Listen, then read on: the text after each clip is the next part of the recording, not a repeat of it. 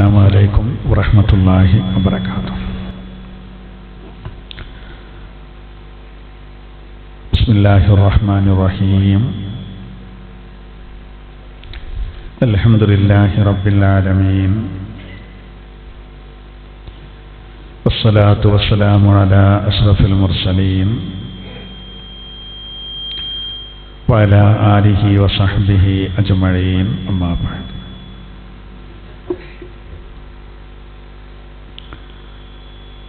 സൂറത്തുൽ അൻആം 80.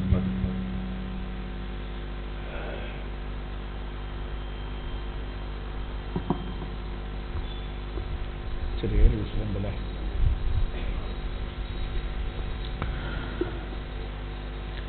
أعوذ بالله من الشيطان الرجيم. بسم الله الرحمن الرحيم.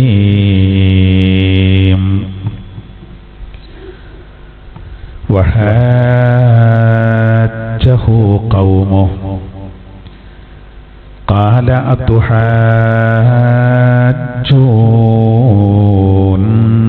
في الله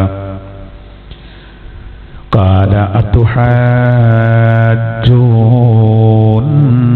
في الله وقد هدان ولا أخاف ما تشركون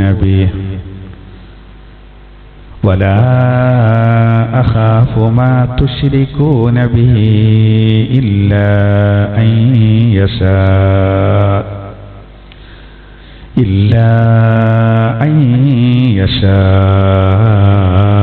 ربي شيئا وسع ربي كل شيء علما أفلا تتذكرون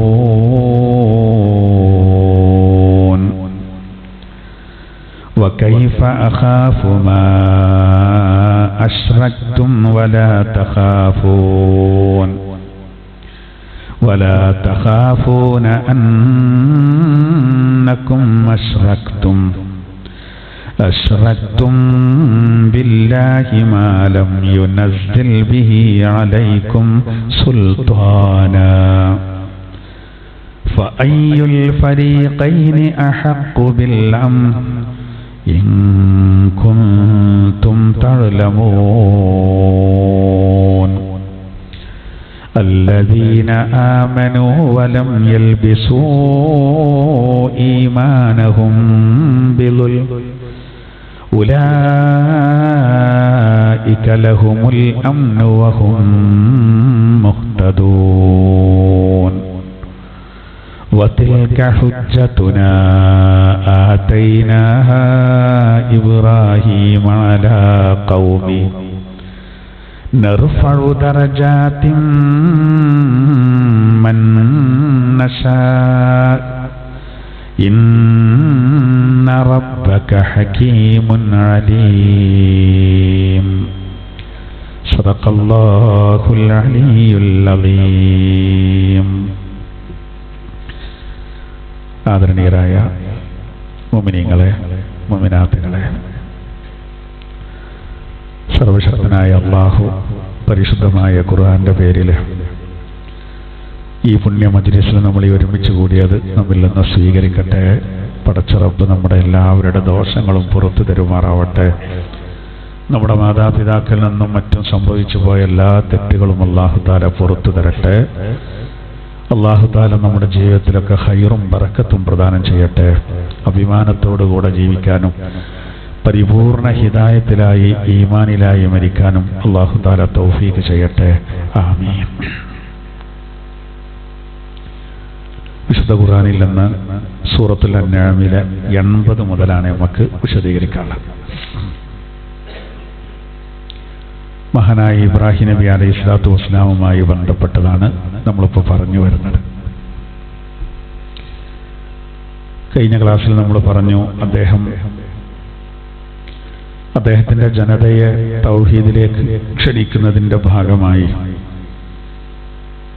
വലിയൊരു ഹിക്മത്ത് അദ്ദേഹം പ്രയോഗിച്ചത് സൂര്യനെയും ചന്ദ്രനെയും നക്ഷത്രങ്ങളെയൊക്കെ നോക്കിയിട്ട് അവകൾ ഉദിച്ചു നിൽക്കുന്ന സമയത്ത് അതാ എൻ്റെ റബ്ബ് എന്ന് പറഞ്ഞ്, പിന്നീട് അത് അസ്തമിക്കുന്ന സമയത്ത്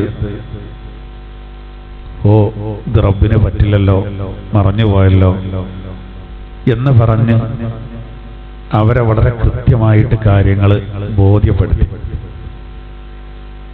അദ്ദേഹത്തിന്റെ ജനത അദ്ദേഹത്തോട് വാഗ്വാദത്തിൽ ഏർപ്പെടുകയാണ്, വെറുതെ തർക്കിക്കുക. ഞാൻ അതിനെ പറ്റിയാണ് പറയുന്നത്. ബിസ്മില്ലാഹിർ റഹ്മാനിർ റഹീം. വഹാജ്ജഹു ഖൗമുഹു. ഇബ്രാഹിം നബി അലൈഹിസ്സലാത്തു വസ്സലാമിന്റെ ജനത അദ്ദേഹത്തോട് വാഗ്വാദത്തിലേർപ്പെട്ടു, തർക്കത്തിലേർപ്പെട്ടു. ഖാല, എന്താണ് അവര് ആ സമയത്ത് ഇബ്രാഹിം നബി അലൈഹിസ്സലാത്തു വസ്സലാം അവരോട് പറഞ്ഞു. അവിടെ ഓതും നല്ലോണമെന്ന് ശ്രദ്ധിക്കേണ്ട ഒരു ഭാഗം അല്ലേ.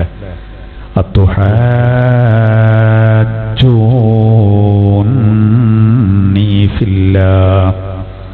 ഖാല, ഇബ്രാഹിം നബി അലൈഹിസ്സലാത്തു വസ്സലാം അവരോട് പറഞ്ഞു, അത്തുഹാജ്ജൂനി ഫില്ലാഹ്. അള്ളാന്റെ കാര്യത്തിൽ നിങ്ങൾ എന്നോട് തർക്കിക്കുകയാണോ? വഖദ് ഹദാൻ. അള്ളാഹു ആകട്ടെ എനിക്ക് ഹിദായത്ത് നൽകിയിട്ടുണ്ട്. എനിക്ക് മാർഗദർശനം നൽകിയ റബ്ബിന്റെ കാര്യത്തിൽ നിങ്ങൾ എന്നോട് തർക്കിക്കാൻ വരിക? വലാ അഖാഫു മാ തുശ്രികൂന ബിഹി ഇല്ലാ അൻ യശാ റബ്ബി ശൈആ.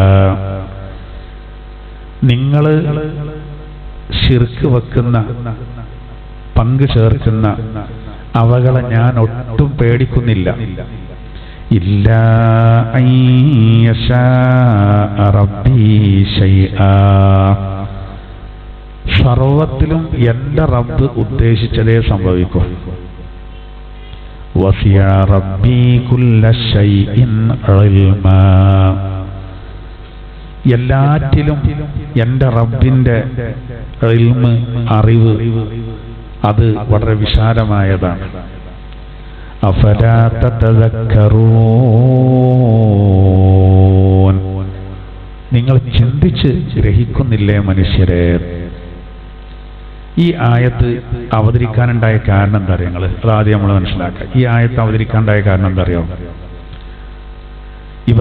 ഈ ആയത്തിൽ പറയുന്ന വിഷയം, ഇബ്രാഹിം നബി അലൈഹിസ്സലാത്തു വസ്സലാം ഇവരുടെ വിഗ്രഹങ്ങൾ, അന്ന് നല്ലോണം വിഗ്രഹങ്ങളുണ്ട്. വിഗ്രഹാരാധന ഒരു മൂർത്തിഭാവം പൂണ്ട സമയമാണ്. അതിന്റെ പാരമ്യതയിലെത്തിയ ടൈമാണ് നർത്ഥം. അപ്പൊ നമുക്ക് ഒട്ടും പറ്റൂല, എന്നാ ഒരു കൂട്ടരതിനെ ആരാധിക്കണം. അപ്പൊ അദ്ദേഹം അതിന്റെ പൊള്ളത്തരങ്ങള്, സന്ദർഭവും സാഹചര്യമൊക്കെ നോക്കിയിട്ടേ പറയാൻ പറയൂ. അദ്ദേഹത്തിന്റെ സാഹചര്യം ശരിക്കും തുറന്നു പറയേണ്ട ഒരു സാഹചര്യമാണ്. അപ്പൊ ഇവരെന്താ പറഞ്ഞറിയോ ഇബ്രാഹിം നബിയോട്? താങ്കൾക്ക് ഞങ്ങളുടെ വിഗ്രഹങ്ങളുടെ ഗുരുത്തക്കേട് തട്ടുന്ന, താങ്കൾക്ക് എന്തെങ്കിലും ഒന്ന് സംഭവിക്കും ഇതിനെ കുറ്റം പറഞ്ഞാല്. ആദ്യം ഗുരുത്തുണ്ടായിട്ടുള്ള ഗുരുത്തക്കേട് ഉണ്ടാകുക അല്ലെ, ഗുരുത്തുണ്ടായിട്ടേ ഗുരുത്തക്കേട് ഉണ്ടാവുള്ളൂ. അപ്പൊ ഇവര് ഒരു തെറ്റായ ധാരണ, ഇവർക്ക് ഒരുപാട് വിഗ്രഹങ്ങളുണ്ട്. അപ്പൊ ഈ വിഗ്രഹങ്ങളെ കുറ്റം പറഞ്ഞാല് ഒരു ഇബ്രാഹിം നബിയോട് പറയുന്നത് താങ്കൾക്ക് എന്തേലും സംഭവിക്കും, കാര്യമായിട്ട് എന്തേലും ഒന്ന് സംഭവിക്കും എന്നുള്ള കാര്യം പറയണം. അപ്പൊ അതിനൊരു മറുപടി അല്ലാഹു തആല കൊടുക്കണം. എന്നിട്ട് ഓരോ കാര്യങ്ങൾ പറഞ്ഞ് തർക്കിക്കുക. അപ്പൊ അതിനാണ് മറുപടി പറയുന്നത്. വഹജ്ജഹു ഖൗമുഹു. അദ്ദേഹത്തിന്റെ ജനത അദ്ദേഹത്തിനോട് വാഗ്വാദത്തിൽ ഏർപ്പെട്ടു. ഖാല, അപ്പൊ അദ്ദേഹം പറയാണ്, അതുഹജ്ജൂനി ഫില്ലാഹ്. നിങ്ങൾ അള്ളാന്റെ കാര്യത്തിൽ എന്നോട് തർക്കിക്കാൻ വരിക? ഏത് നിലക്ക്? വഖദ് ഹദാൻ. അള്ളാഹ് എനിക്ക് ഹിദായത്ത് നൽകിയിട്ടുണ്ട്, റബ്ബ് എനിക്ക് ഹിദായത്ത് നൽകിയിട്ടുണ്ട്. അങ്ങനത്തെ റബ്ബിന്റെ കാര്യത്തില് നിങ്ങൾ എന്നോട് തർക്കിക്കാൻ വരികയാണോ? വലാ അഖാഫു മാ തുശ്രികൂന ബിഹി. അള്ളാഹുവിനെ കൊണ്ട് നിങ്ങൾ പങ്കു ചേർക്കുന്ന വസ്തുക്കളെ ഞാൻ ഒരിക്കലും പേടിക്കുന്നില്ല. നിങ്ങൾ പറയുന്നുണ്ടല്ലോ എന്തേലും പറ്റുന്നൊക്കെ, കുരുത്തക്കേട് പറ്റുന്നൊക്കെ, എനിക്ക് അങ്ങനെ ഒരു പേടിയേ ഇല്ല, ഒരു പേടിയില്ല. ഒന്ന്, ഇല്ല അൻ യശാ റബ്ബി ശൈആ. വല്ലതും സംഭവിക്കുകയാണെങ്കിൽ റബ്ബ് ഉദ്ദേശിച്ചിട്ടേ സംഭവിക്കുള്ളൂ. റബ്ബ് ഒട്ടും ഇഷ്ടപ്പെടാത്ത ഒരു കാര്യം അള്ള എതിർക്കുകയാണ്. അതിനെ ഞാൻ എതിർക്കുമ്പോ എനിക്കെങ്ങനെ കുരുത്തക്കെടാണ് അതാ പറയുന്നത്. അങ്ങനെ ഉണ്ടല്ലോ. അപ്പൊ നമ്മളിപ്പോ മാതാപിതാക്കളിൽ നിന്ന് ചിലപ്പോ നമുക്ക് കുരുത്തക്കെടും മാതാപിതാക്കളിൽ നിന്ന്. പക്ഷെ മാതാപിതാക്കൾ തെറ്റ് ചെയ്യാൻ പറഞ്ഞാല് നമ്മൾ കേൾക്കണ്ട, അതിന്റെ പേരിൽ കുരുത്തക്കെടൂല. അമ്മേ വാപ്പ നമ്മളെ തെറ്റായൊരു കാര്യത്തിന് പറയാണ്, അത് നമ്മൾ കേൾക്കണ്ട, അതിന് നമുക്ക് കുരുത്തക്കെടൂല. ഉദാഹരണം പറയാം, കല്യാണം കഴിക്കുമ്പോൾ ഇല്ല, കല്യാണം കഴിക്കുമ്പോ മകനോട് പറയാണ്, അമ്മയും വാപ്പയും പറയാണ് 50 പാവം കൊണ്ടാതെ അങ്ങോട്ട് കൊണ്ടുവരണ്ട, സമ്മതിക്കൂല, അല്ലെങ്കിൽ വാടകയ്ക്ക് പോയിക്കോ എന്ന് പറയുകയാണെങ്കിൽ അത് കേൾക്കണ്ട. വേറെ ആള് പറയുന്നു, ഓക്കെ വാപ്പയെ പറയണ്ടട്ടോ കുരുത്തക്കെടട്ടും, ഇല്ല തെറ്റാ പറയണ്ടേ, എന്നാ പിന്നെ അത് നയപരമായിട്ട് കൈകാര്യം ചെയ്താൽ മതി. ഒന്നും തന്നാ കാണാനെന്നൊക്കെ പറഞ്ഞാണ്ട് താങ്ങാൻ പറ്റുമോ? ഇല്ലല്ല. ആ കാര്യം പറഞ്ഞോടക്കപ്പാ, നമ്മളെ കുഞ്ഞുമോളെ കെട്ടിച്ചാൻ എത്ര ഇടങ്ങാറ് ഇങ്ങക്ക് അറിയില്ല, എവിടുന്നൊക്കെ നമ്മൾ കടം വാങ്ങിയാണ്. അതേമാതിരിക്കാവില്ല ഇപ്പൊ അപ്പുറത്തും ഇടങ്ങാറായാലും നമ്മൾ ഇങ്ങോട്ട് കെട്ടിക്കൊണ്ടിരുമ്പോ. അതൊന്നും ആലോചിച്ച് നോക്കി നിങ്ങൾ. അപ്പൊ ഇയാൾ ചിലപ്പോ പറയുന്നത്, അപ്പൊ ആ കടം വീട്ടാൻ എന്നോട് ഞാൻ മലയാളത്തിൽ കൊണ്ടുവരണം എന്ന് പറയണ്ടെന്ന് പറയും. എന്നൊക്കെ മനസ്സിലായില്ലേ? കുഞ്ഞുമോളെ കെട്ടിക്കാനുള്ള കടം അത് വീട്ടാൻ തന്നെ ഇപ്പൊ എന്നോട് കൊണ്ടുവരാൻ പറഞ്ഞത്, എനിക്കിത് തിരിയണില്ല എന്ന് ചിലപ്പോ ചോദിക്കും. അതാണ്. അപ്പൊ നമ്മള് അതിനനുസരിച്ച് പറയണം. അപ്പൊ ഗുരുത്തക്കേട് പറഞ്ഞാല് അത് അതിൻ്റെ നല്ലുണ്ട്. ഇപ്പൊ നമ്മളെ പഠിപ്പിക്കുന്ന ഗുരുനാഥന്മാർ അതൊന്നും ഗുരുത്തക്കേട്, അതൊന്നും ഇപ്പൊ ആൾക്കാർക്ക് അറിയില്ല. അവിടെ ജാതി മതം കൂടി നോക്കേണ്ടതാണ്. ഇപ്പൊ ഇന്നൊക്കെ ആലോചിച്ച് നോക്കി നിങ്ങളിപ്പോ കഴിഞ്ഞ ആഴ്ച ഒരു അധ്യാപകനെ അല്ലെ കുട്ടി ഭീഷണിപ്പെടുത്തിയാണെങ്കിലേ അവസാനം പിന്നെ ആർക്കായി കുറ്റം? നമ്മളെ നിയമം അങ്ങനെയാണ്, അധ്യാപകർക്കായി. അത് നമുക്ക് സങ്കടം തോന്നുന്നുണ്ട്. കാരണം എന്താ വെച്ചാൽ അതിപ്പോ ഓൻ കസാര കൂട്ടിയൊരു ചോട്ട് കൊടുത്തിരുന്നെങ്കിലോ അവൻ സഹിക്കണം. ആലോചിച്ചോക്ക്, തീർത്ത് കളയുന്നൊക്കെ പറയുന്നുണ്ട്. ഇതിപ്പോ നഴ്സറി കുട്ടികളല്ലല്ലോ, നഴ്സറി കുട്ടികളാണെങ്കിൽ ഓക്കെ അല്ലല്ലോ. ഇതൊക്കെ ശരിക്കും അത്യാവശ്യം നല്ല പക്വതെത്തിയ ആളുകളായ കുട്ടികളാണ്. കുട്ടികളെന്ന് പറയാണ്, പഠിക്കേണ്ടവരായതുകൊണ്ട്. പക്ഷെ അവിടെയും ഞാൻ അങ്ങനെ ആലോചിച്ചു, പിന്നൊക്കെ ചർച്ചകൾ വരേണ്ടത് ആ വീഡിയോ എടുത്ത് പ്രശ്നമായി, അത് പാടില്ലായിരുന്നു. അപ്പൊ ഞാൻ അങ്ങനെ ആലോചിക്കുക, ഇങ്ങനെ അധ്യാപകരൊക്കെ എങ്ങനെ സ്വസ്ഥായിട്ട് പോകും, കാര്യങ്ങൾ പറയും. ആലോചിച്ച് നോക്കൂ. കാരണം അവർ ശരിക്കും വഴികാട്ടികളാണ്. നല്ല അധ്യാപകന്മാരുണ്ട്, നമ്മളെ മക്കളെ വഴികാട്ടികളാണ്. അത് ഏത് ജാതിയാട്ടെ ഏത് മതമാട്ടെ പഠിപ്പിക്കുന്നവര് വളരെ നമുക്ക് കുറേ ആളുകളറിയാം. ആത്മാർത്ഥമായിട്ട് നമ്മളെ കുട്ടികളുടെ വളർച്ചയെ ഓല് കണ്ടറിഞ്ഞ് അതിന് വേണ്ട കാര്യങ്ങൾ നിരന്തരം കൊടുത്തിട്ട്.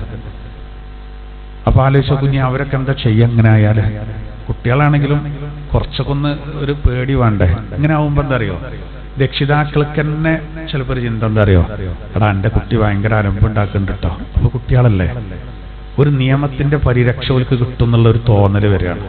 സർക്കാരും സംവിധാനങ്ങളൊക്കെ എന്തായാലും കുട്ടികളൊപ്പമായിരിക്കും എന്നൊരു ചിന്ത വരികയാണ്. അപ്പൊ അതുകൊണ്ട് അമേരിക്കയിലൊക്കെ സംഭവിക്കും പോലെയാണ് അവിടെ ഇപ്പോൾ തോക്കേറ്റം വരിക, കുട്ടികളും പിന്നെ അധ്യാപകരെ വെടിവെക്കുക. അങ്ങനെ ഇപ്പോൾ പിന്നെ നാളെ വാർത്തൻ്റെ ഞങ്ങൾ അധ്യാപകർക്കും തോക്ക് കൈവശം വെക്കാനുള്ളത് കൊടുത്തിരിക്കുകയാണ്. ഇപ്പൊ നമ്മളിപ്പോൾ സ്കൂളിലും മദ്രസയിലൊക്കെ നല്ലൊരു കാടാര കത്തി മേശപ്പുറത്ത്, എന്താ പുസ്തകം അത്, കുട്ടികളെ വിശ്വസിക്കാൻ പറ്റൂലേ എന്ന് പറയേണ്ട ഒരു അവസ്ഥയ്ക്കല്ലേ കാര്യങ്ങൾ പോകുന്നത്.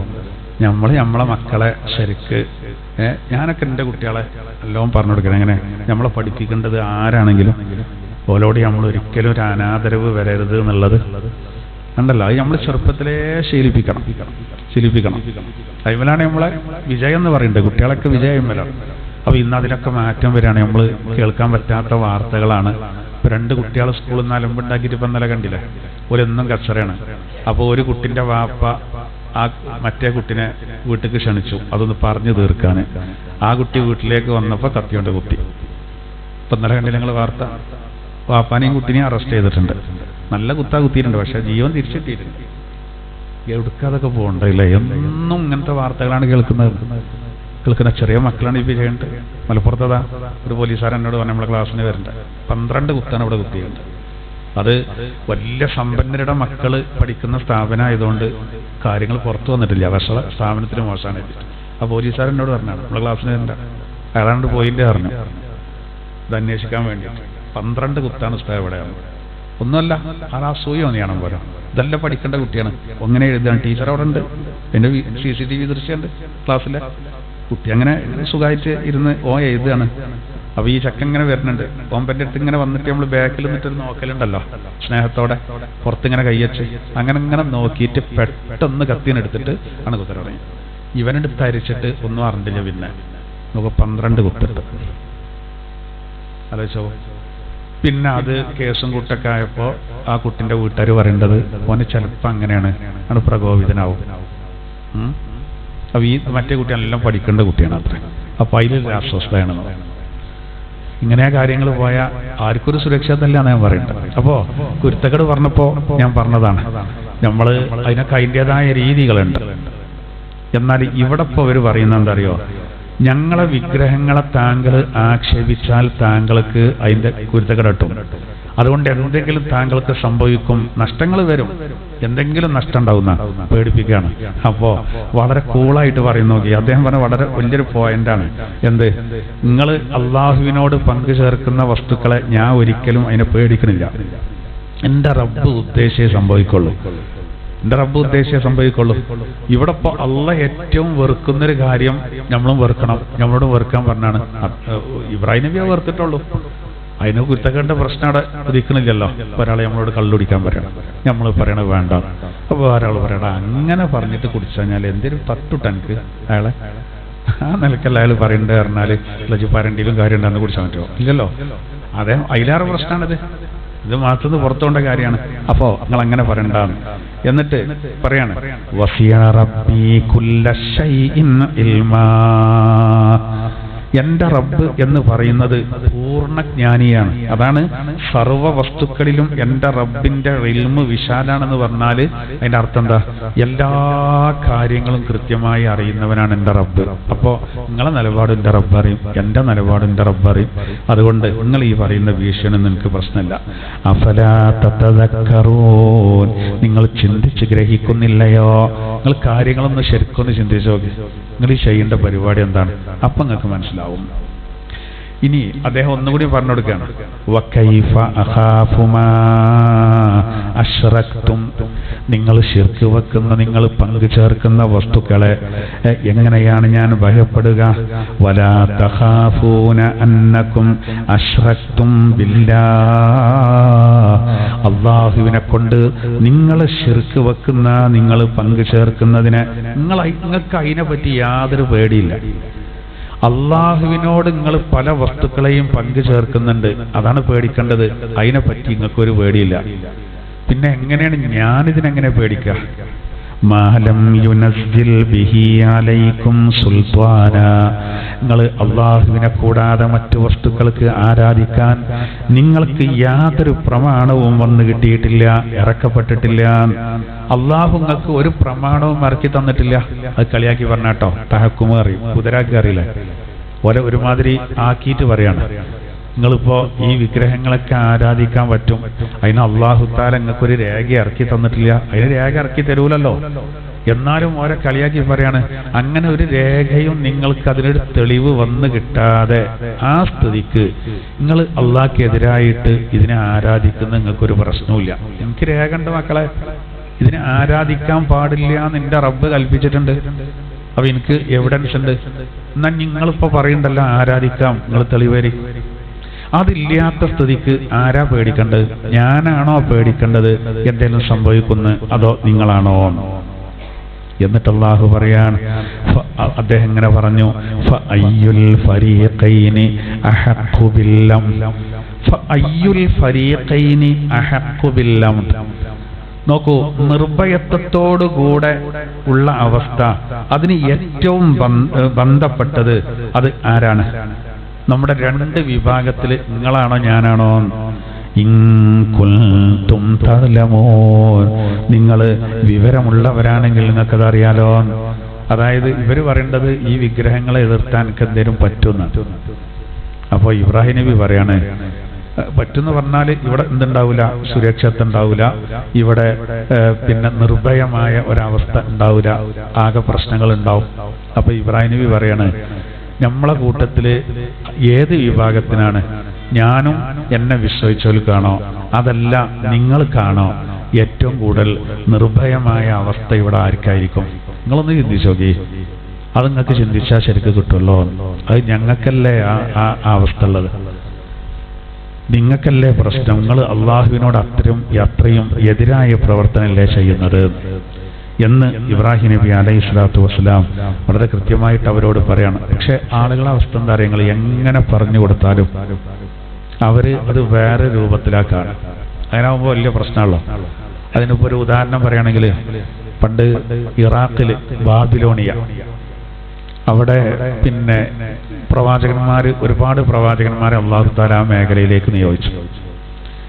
അപ്പോൾ ഇവർ വന്നിട്ട് ഈ ജനങ്ങളെ സത്യത്തിലേക്ക് വിളിച്ചിട്ട് അവരെ എന്ത് ചെയ്തു, അവർക്ക് പ്രവാചകന്മാരാണെന്നുള്ള തെളിവായിട്ട് മുഅ്ജിസത്തുകൾ കാണിച്ചു കൊടുത്തു.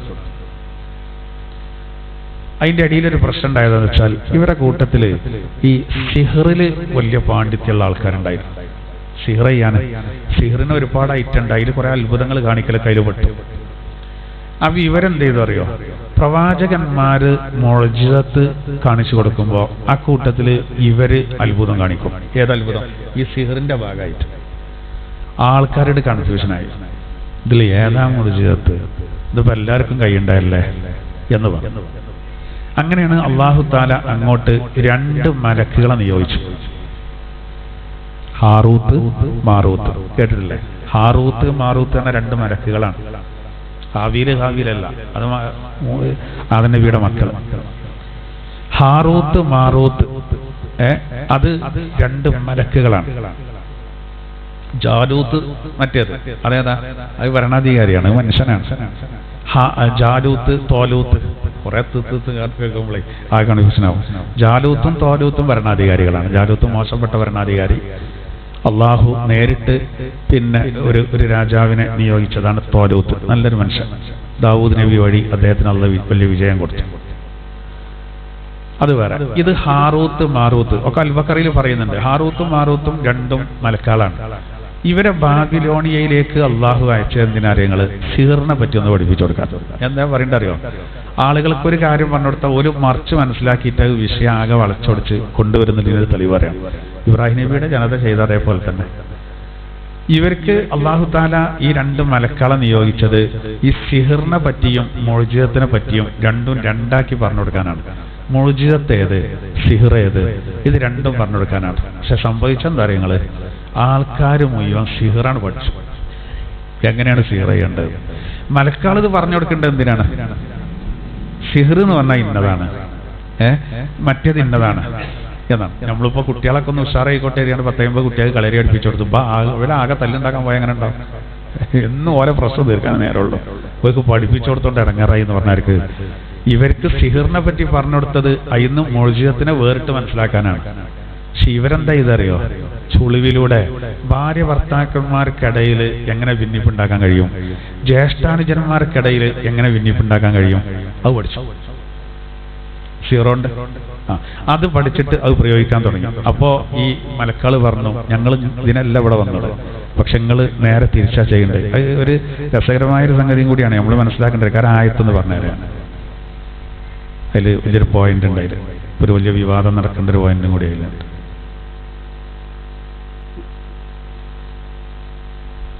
നമ്മളെല്ലാം അന്ധവിശ്വാസമാണെങ്കിലും നമ്മൾ 102 അൽ-ബഖറ 102 16-ാം പേജ് നോക്കി.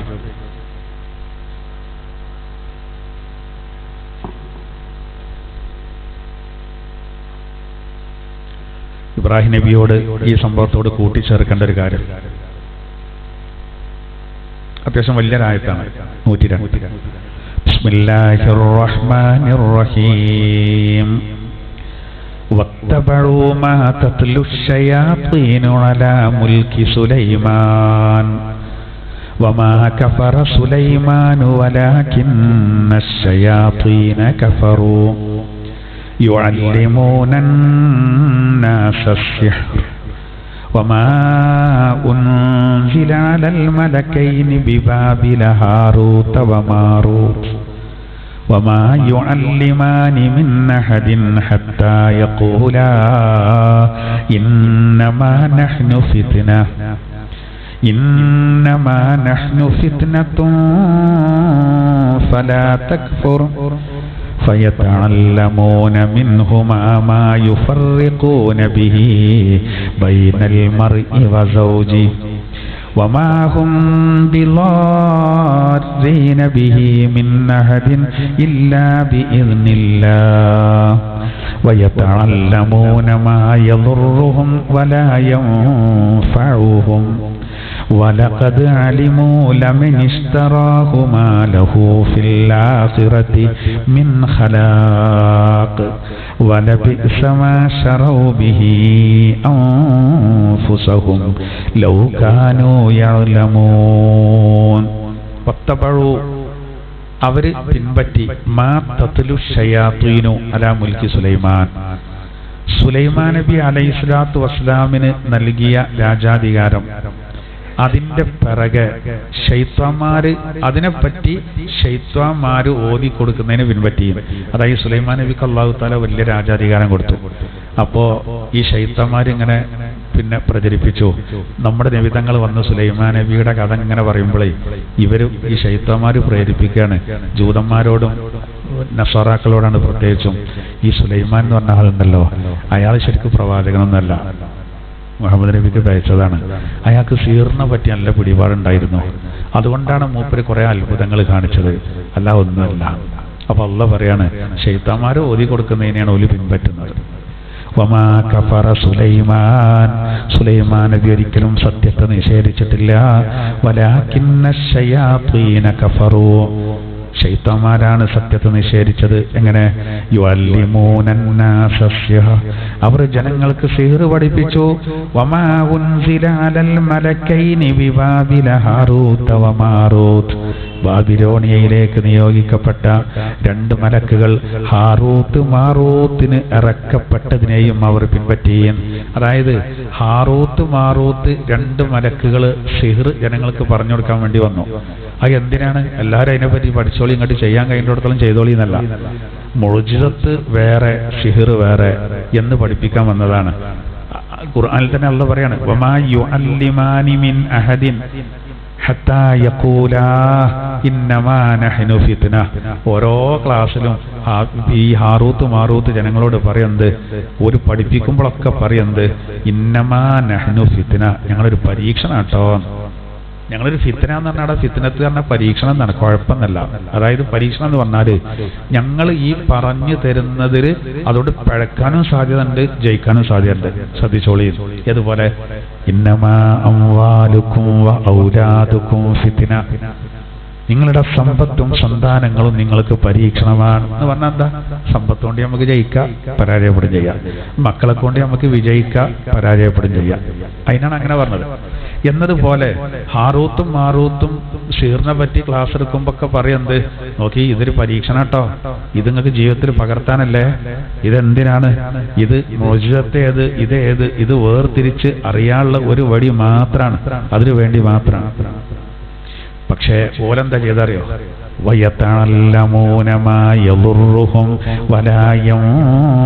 അതിന്റെ മുമ്പ് അല്ലാഹ് പറഞ്ഞു, വമാഹും ബിളാദ്ദീന ബിഹി മിൻ അഹദിൻ ഇല്ലാ ബിഇദ്നില്ലാഹ്, അല്ലാഹുവിന്റെ വേണ്ടുക പ്രകാരമല്ലാതെ ഒരാൾക്കും സിഹ്ർ കൊണ്ട് മറ്റൊരാളെ പ്രയാസപ്പെടുത്താൻ കഴിയൂല. അപ്പൊ സിഹ്റിന് ഫലമില്ലാന്നല്ല പറയുന്നത്, പാമ്പിൻ്റെതും അങ്ങനെ തന്നെയുള്ളൂ. പാമ്പിന്റെ വശം റബ്ബിന്റെ തഖ്ദീറുണ്ടെങ്കിലേ തട്ടുള്ളൂ, അല്ലെങ്കിൽ ആ പാമ്പ് അടിച്ചിട്ട് ഓനൊന്നും പറ്റിയില്ലല്ലോ. വല്ലാത്തൊരു അത്ഭുതല്ലേ, അങ്ങനെ ഷോക്കേറ്റിട്ട് ഓനൊന്നും പറ്റിയില്ലല്ലോ, അല്ലെങ്കിൽ അവിടുന്ന് ഓൻ വീണിട്ട് ഓനൊന്നും പറ്റില്ലല്ലോ എന്ന് പറയണില്ലേ? അതെന്താ അങ്ങനെയാണ്? എല്ലാം അള്ളാന്റെ വേണ്ടുകണ്ടെങ്കിലേ നടക്കുള്ളൂ. അപ്പൊ മറ്റേത് പറഞ്ഞില്ല, ഇത് രണ്ടും വ്യത്യാസമുണ്ട്. മറ്റേത് അള്ളാന്റെ നേരെ കതിരാണെന്ത്? ഏത്? പിന്നെ വിഗ്രഹങ്ങളെ കുറ്റം പറഞ്ഞാൽ അവിടെ ഇബ്രാഹിം നബി എന്താ പറഞ്ഞത്? എനിക്കൊരു കുഴപ്പം വരൂല, അപ്പൊ പഠിച്ചാൽ അങ്ങനെ തീരുമാനിച്ചാണ്, ഇവിടെ ഒരു കുഴപ്പം വരൂല, അവിടെ ജയം ഉണ്ടാകും. നേരെ ഇവിടെ അങ്ങനെയല്ല, ഇവിടെ സിഹ്ർ ഫലിക്കും. പക്ഷെ എങ്ങനെ വിശ്വസിക്കാൻ പാടില്ല? അത് ഏതും അങ്ങനെ തന്നെയാണ്. നിലല്ലാത്ത വെള്ളത്തിൽ എന്തായിരുന്നാലും നമ്മൾ മരിച്ചെന്ന് അറിയാൻ പറ്റുമോ? ഇല്ലല്ല. അത് എങ്ങനെയും പഠിച്ചവന് വേണമെങ്കിൽ രക്ഷപ്പെടുത്താലോ. അത് ചിലപ്പോൾ അതിനോരോ നിമിത്തങ്ങളുണ്ടാവും. ഒരാൾ വന്ന് രക്ഷപ്പെടുത്തലാകാം, ഒരു പിടിവള്ളി കിട്ടിയതാകാം, അല്ലെങ്കിൽ അടിയിലൊരു കല്ലുണ്ടായ്മ കയറി നിന്നിട്ട് രക്ഷപ്പെട്ടതാകാം, പലതും ആകാം. എന്നതുപോലെ ഇവിടെ സിഹ്റിന് സ്വയം ഒരു കഴിവില്ല. പക്ഷെ അല്ലാഹു തആല പാമ്പിന് വശം കൊടുത്ത പോലെ അതിന് ചിലത് പഠിച്ചവന്റെ വേണ്ടുക പ്രകാരം. എന്നിട്ട് ഇവരെന്താ ചെയ്തറിയങ്ങള്? ഇവർ നേരെ ഇബ്രാഹിം നബിയുടെ ജനതക്ക് കാര്യങ്ങൾ പറഞ്ഞെടുത്തപ്പോൾ മറിച്ച് മനസ്സിലാക്കിയതുപോലെ ഈ ജനത ചെയ്തെന്താ വെച്ചാൽ വയതഅല്ലമൂന മാ യദുർറുഹും വലാ യൻഫഉഹും യൻഫഉഹും, യാതൊരു ഉപകാരമില്ലാത്ത എന്നാൽ ഉപദ്രവകാരികളായ ആ കാര്യത്തെ മാത്രം അവർ പഠിച്ചു.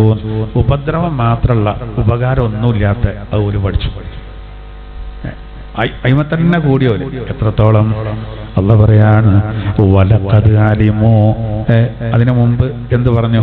വയതഅല്ലമൂന, അതിന്റെ മുമ്പൊന്ന് വിട്ടുപോയി നമ്മളല്ലേ. ഫയതഅല്ലമൂന മിൻഹുമാ മാ യുഫർരിഖൂന ബിഹി ബൈനൽ മർഇ വസൗജി, രണ്ട് ദമ്പതിമാരുടെ ഇടയിൽ ഭിന്നിപ്പിക്കാനുള്ളത് മാത്രം അവർ പഠിച്ചു. ഒരു ഉപകാരം അതുകൊണ്ടില്ല, അതുകൊണ്ട് ഉപദ്രവം മാത്രമുള്ളത് അതോല് പഠിച്ചു. അതുപോലെ പഠിക്കാൻ പാടില്ലായിരുന്നു. അത് പഠിച്ചിട്ട് ഓല് എന്ത് ചെയ്തു? ഭാര്യ ഭർത്താക്കന്മാര് നല്ല റാഹത്തോടു കൂടെ ഒരു കുടുംബം ജീവിക്കുകയാണെങ്കിൽ അവർക്കെതിരെ സീർ ചെയ്യാം, ഭിന്നിപ്പുണ്ടാക്കാൻ. അവിടെ ഒരു പോയിന്റ് മനസ്സിലായോ? നോക്കൂ, ബൈനൽ മർഇ, മർഇ പുതിയാപ്പിളയാണ്, വസൗജിഹി, സൗജ് പുതിയെണ്ണാണ്. ശരിക്കും അറബി ഭാഷയിൽ പുതിയാപ്പിളക്ക് സൗജും പുതിയെണ്ണിന് സൗജത്തും എന്നാ പറയണം. പക്ഷെ പരിശുദ്ധ ഖുർആനിൽ എവിടെയും അങ്ങനെ വേർതിരിവ് കാണൂല. പെണ്ണിന്റെ സ്ഥാനാണ്, പെണ്ണിന്റെ സ്ഥാനാണ്. അത് നമ്മളെ വിമർശകരാരും മനസ്സിലാക്കാറില്ല. വിമർശകർ പറയുന്ന ഭാര്യ ഭർത്താവ്, ഭർത്താവ് എന്ന് പറഞ്ഞാൽ തന്നെ മറ്റേയാളെ ഭരിക്കുന്നാണ് ഭർത്താവ്. അങ്ങനെ ഭാര്യ തിരിച്ചും പറഞ്ഞൂടെ, ഭാര്യ ഭരിക്കുന്ന, കുറച്ചും കൂടി സൗകര്യം അത് കേൾക്കാറും തിരിച്ചിങ്ങോട്ട്. എന്നാ ഭരിക്കേണ്ടവരുണ്ട് ചിലയിടത്ത്. എന്നാലും ഇപ്പൊ പിരിവൊക്കെ ചോദിച്ചു നോക്കി ചില ആൾക്കാരോട്, പള്ളിന്റെ പിരിവ് നാളെ പറട്ടോ അറിയും. ഇങ്ങോട്ട് പെരയിൽ പോയി പെണ്ണുങ്ങളോട് ചോദിക്കും, മാഡം എത്ര കൊടുക്കണം? എന്തോ ഒരു മോശം അതൊക്കെ. നമ്മളെ ആണുങ്ങൾക്കൊരു നിലപാട് വേണ്ടേ? പിന്നെ ചോദിക്കണ്ടെന്നല്ല, എൻ്റെ അഭിപ്രായം എത്ര കൊടുക്കണം? ഓള് പറയാം, അങ്ങനെ ഞങ്ങൾ അങ്ങനെയാണ്, 100 200 കൊടുത്തല്. 1 കോടിന്റെ ഇതാണ് നമ്മൾ കാണേണ്ടത്. 2 ലക്ഷം കൊടുക്കാൻ കഴിയേണ്ട ആളോടാണ് പെണ്ണുങ്ങൾ പറയേണ്ടത്, നിങ്ങൾ 100 200 കൊടുത്തല്, ഇനിയിപ്പോ വേണ്ടാക്കണ്ട. അജാതി അഭിപ്രായക്കാരൻ ചിലപ്പോൾ കിട്ടുക. അപ്പൊ പിന്നെ ചോദിച്ചാൽ നല്ല. അപ്പൊ അത് പോട്ടെ, അതങ്ങോട്ടും ഇങ്ങോട്ടൊക്കെ ചിലപ്പോൾ ഉണ്ടാവും. യഥാർത്ഥത്തിൽ ഒരു കപ്പലാകുമ്പോൾ കപ്പിത്താൻ വേണം, 2 ആൾക്കാരെ കപ്പിത്താനാക്കിയാൽ ചിലപ്പോൾ ബുദ്ധിമുട്ടാവും. എന്നതുപോലെ ഒരു കുടുംബം മുന്നോട്ട് പോകണമെങ്കിൽ ആണിന് കുറച്ചൊരു മേൽക്കോയ്മ വേണം. അത്രേ നമ്മൾ പറയണുള്ളൂ. അടിച്ചമർത്തിന്റെ സ്വഭാവമില്ല ഒരു നിലക്കും. കാരണം രണ്ടിനും ഒരേ വാക്ക് ഉപയോഗിച്ചു. മാത്രമല്ല ഖുർആൻ പറഞ്ഞത് വസ്ത്രാണെന്ന് പറഞ്ഞത് 2 കൂട്ടർ. പിന്നെ 2 കൂട്ടർക്കും ബാധ്യതയുണ്ട്, അവകാശമുണ്ട്. അവകാശം അങ്ങോട്ട് കിട്ടാനാവും, ബാധ്യത അങ്ങോട്ട് കൊടുക്കാനാവും. ഒരേപോലെ ഖുർആൻ പറഞ്ഞത്. ഭർത്താവിന് ചില ബാധ്യത ഉണ്ട്, അവന് ചെയ്തു കൊടുക്കണം. ചില അവകാശമുണ്ട്, അത് പെണ്ണിന്റെ അടുത്ത് നിന്ന് കിട്ടണം. ഭാര്യയ്ക്ക് ചില അവകാശമുണ്ട്, അവൾക്ക് കിട്ടാനുള്ളതാണ്. ബാധ്യത ഉണ്ട്, അങ്ങോട്ട് കൊടുക്കാനുള്ളതാണ്. പിന്നെ നമ്മൾ ഈ നാട്ടിനടപ്പായിട്ട് കുറച്ച് കാര്യങ്ങളുണ്ട്. ഇപ്പൊ നമ്മള് ഇടിൻ്റെ തുണി കുപ്പായം തിരുമ്പണം, ഇതൊക്കെ അലക്കലക്കോല്, അതൊക്കെ ഒരു അഡ്ജസ്റ്റ്മെന്റിൽ പോകാണ്. അങ്ങനെ ഇപ്പൊ നമ്മൾ മസാല വെക്കുകയാണെങ്കിൽ അലക്കേണ്ട ബാധ്യത ആർക്കും ഉണ്ടാവില്ല. നമ്മൾ വല്ലാതെ അങ്ങനെ പറയണ്ട. കാരണം ഇപ്പൊ സഹോദരിമാരും കൂടി ഉണ്ടായതുകൊണ്ടേ ചിലപ്പോൾ ബുദ്ധിമുട്ടാവും. ചിലപ്പോൾ പെരിയെന്ന നിങ്ങൾ കേട്ടില്ല ഇന്നത്തെ ക്ലാസ് എന്ന് പറഞ്ഞാണ്ട് ഇനി കുറേ ഉണ്ടല്ലോ, ഇപ്പോൾ ഇനി എൻ്റെ മാക്സ് നിങ്ങൾ തിരുമ്പി നോക്കി എന്ന് പറഞ്ഞാൽ ചിലപ്പോൾ അതൊന്നും അങ്ങനെ പറയില്ല, നിങ്ങളങ്ങനെ പറയില്ല. എന്നാലും നോക്കൂ, അവിടെ ഇസ്ലാമിൻ്റെ നയം കുറേ കാര്യങ്ങളുണ്ട്. നമ്മൾ കരുതും പോലെ ഒന്നല്ല, ഒരുപാട്. പക്ഷെ നമ്മളത് അങ്ങനെ തന്നെ പറയില്ല. അപ്പോൾ മസല പ്രകാരം പെണ്ണ് ചിലപ്പോൾ ചില സ്ത്രീകൾ രോഗം അഭിനയിക്കാൻ സാധ്യത ഉണ്ടായതുകൊണ്ട് അതിൻ്റെ ചിലവ് ഓളെടുക്കണം എന്നാണ്. അതൊക്കെ ഒരു അഡ്ജസ്റ്റ്മെന്റിൽ പോകല്ല. അങ്ങനെ ഉണ്ടോ? നമ്മൾ തന്നെയല്ലേ ചിലപ്പോൾ കിടക്കല് അല്ലേ? ഓരോ കാര്യങ്ങൾ അത് നമ്മൾ എടുക്കണം എന്നാണ് നമ്മളെല്ലാവരും ധാരണ. പിന്നെ തുണി കുപ്പായ അലക്കലും കാര്യങ്ങളും ഓളെ എന്തായാലും ചെയ്യണം എന്നാണ് നമ്മളെ ധാരണ. എന്നോട് അത് ഉൾക്കൂല്ല, ബാധ്യതയില്ല, അങ്ങനെയൊന്നുമില്ല.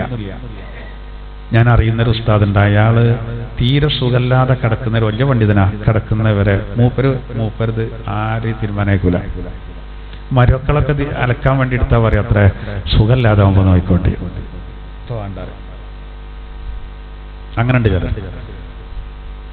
നേരെ മറിച്ച് മോശമാണെന്നല്ല കേട്ടോ. ഇനിയിപ്പോ എല്ലാവരും കൂടിയും മോശക്കാനെ ഏൽപ്പിക്കരുത് മരക്കള്. അങ്ങനെയാണ് മസാല പറഞ്ഞാണ്. ഒക്കെ സ്നേഹവും കാര്യങ്ങളും അതിൻ്റെതായ രീതിയിൽ ഓരോരുത്തർക്കും ഓരോ നിലപാടുണ്ടാവും. ഇന്നിപ്പോ ഇതൊക്കെ വിവാദമായതുകൊണ്ടാണ് ഞാൻ പറയുന്നത്. കാരണം പ്രത്യേകിച്ച് നമ്മളെ സ്ത്രീകളുമായി ബന്ധപ്പെട്ട കാര്യങ്ങളൊക്കെ വേഗം വിവാദം. ഇപ്പൊ കന്യാസ്ത്രീകളെ പുറത്ത് മറക്കുന്നുണ്ട്, പോലെ ആരും കളിയാക്കുന്നില്ല. കളിയാക്കണം എന്നല്ല, ആ പാടില്ല. അവർക്ക് വിവാഹം പോലും ഇല്ലാത്തത് അത് പ്രാകൃതാണെന്ന് പറഞ്ഞൊരു പ്രകടനമൊന്നും കാണുന്നില്ല. നമ്മൾ മഫ്തട്ട മൂടിക്കെട്ടി ചാക്കിട്ടു, എന്തൊക്കെയാ പറയല്. പിന്നെ നമ്മൾ ഈ ഇടകലരാൻ പാടില്ല എന്നൊക്കെ മുസ്ലിം പണ്ഡിതന്മാർ പറയുമ്പോൾ അപ്പൊ അതിനൊക്കെ പലരും ഇടപെടുകയാണ്. നമ്മൾ ഇസ്ലാമിന്റെ കാര്യം പറയേണ്ടത് കേരളത്തിൽ മൊത്തം ജനങ്ങളോടല്ല. ഇടകലരുന്ന ഒരു പരിപാടി ഇനി ഇവിടെ പാടില്ല നമുക്കറിയാൻ പറ്റും. അങ്ങനെയല്ല നമ്മൾ പറയേണ്ടത്. പിന്നെ നമ്മളെ സ്ത്രീകളതിന് പോകരുത് എന്ന് പറയുന്നുണ്ട്. അത് നമുക്ക് ഇന്ത്യൻ ഭരണഘടന അനുവദിച്ചതല്ലേ. ഇന്നിപ്പോ റിപ്പബ്ലിക്കിന്റെ ദിനമാണല്ലോ.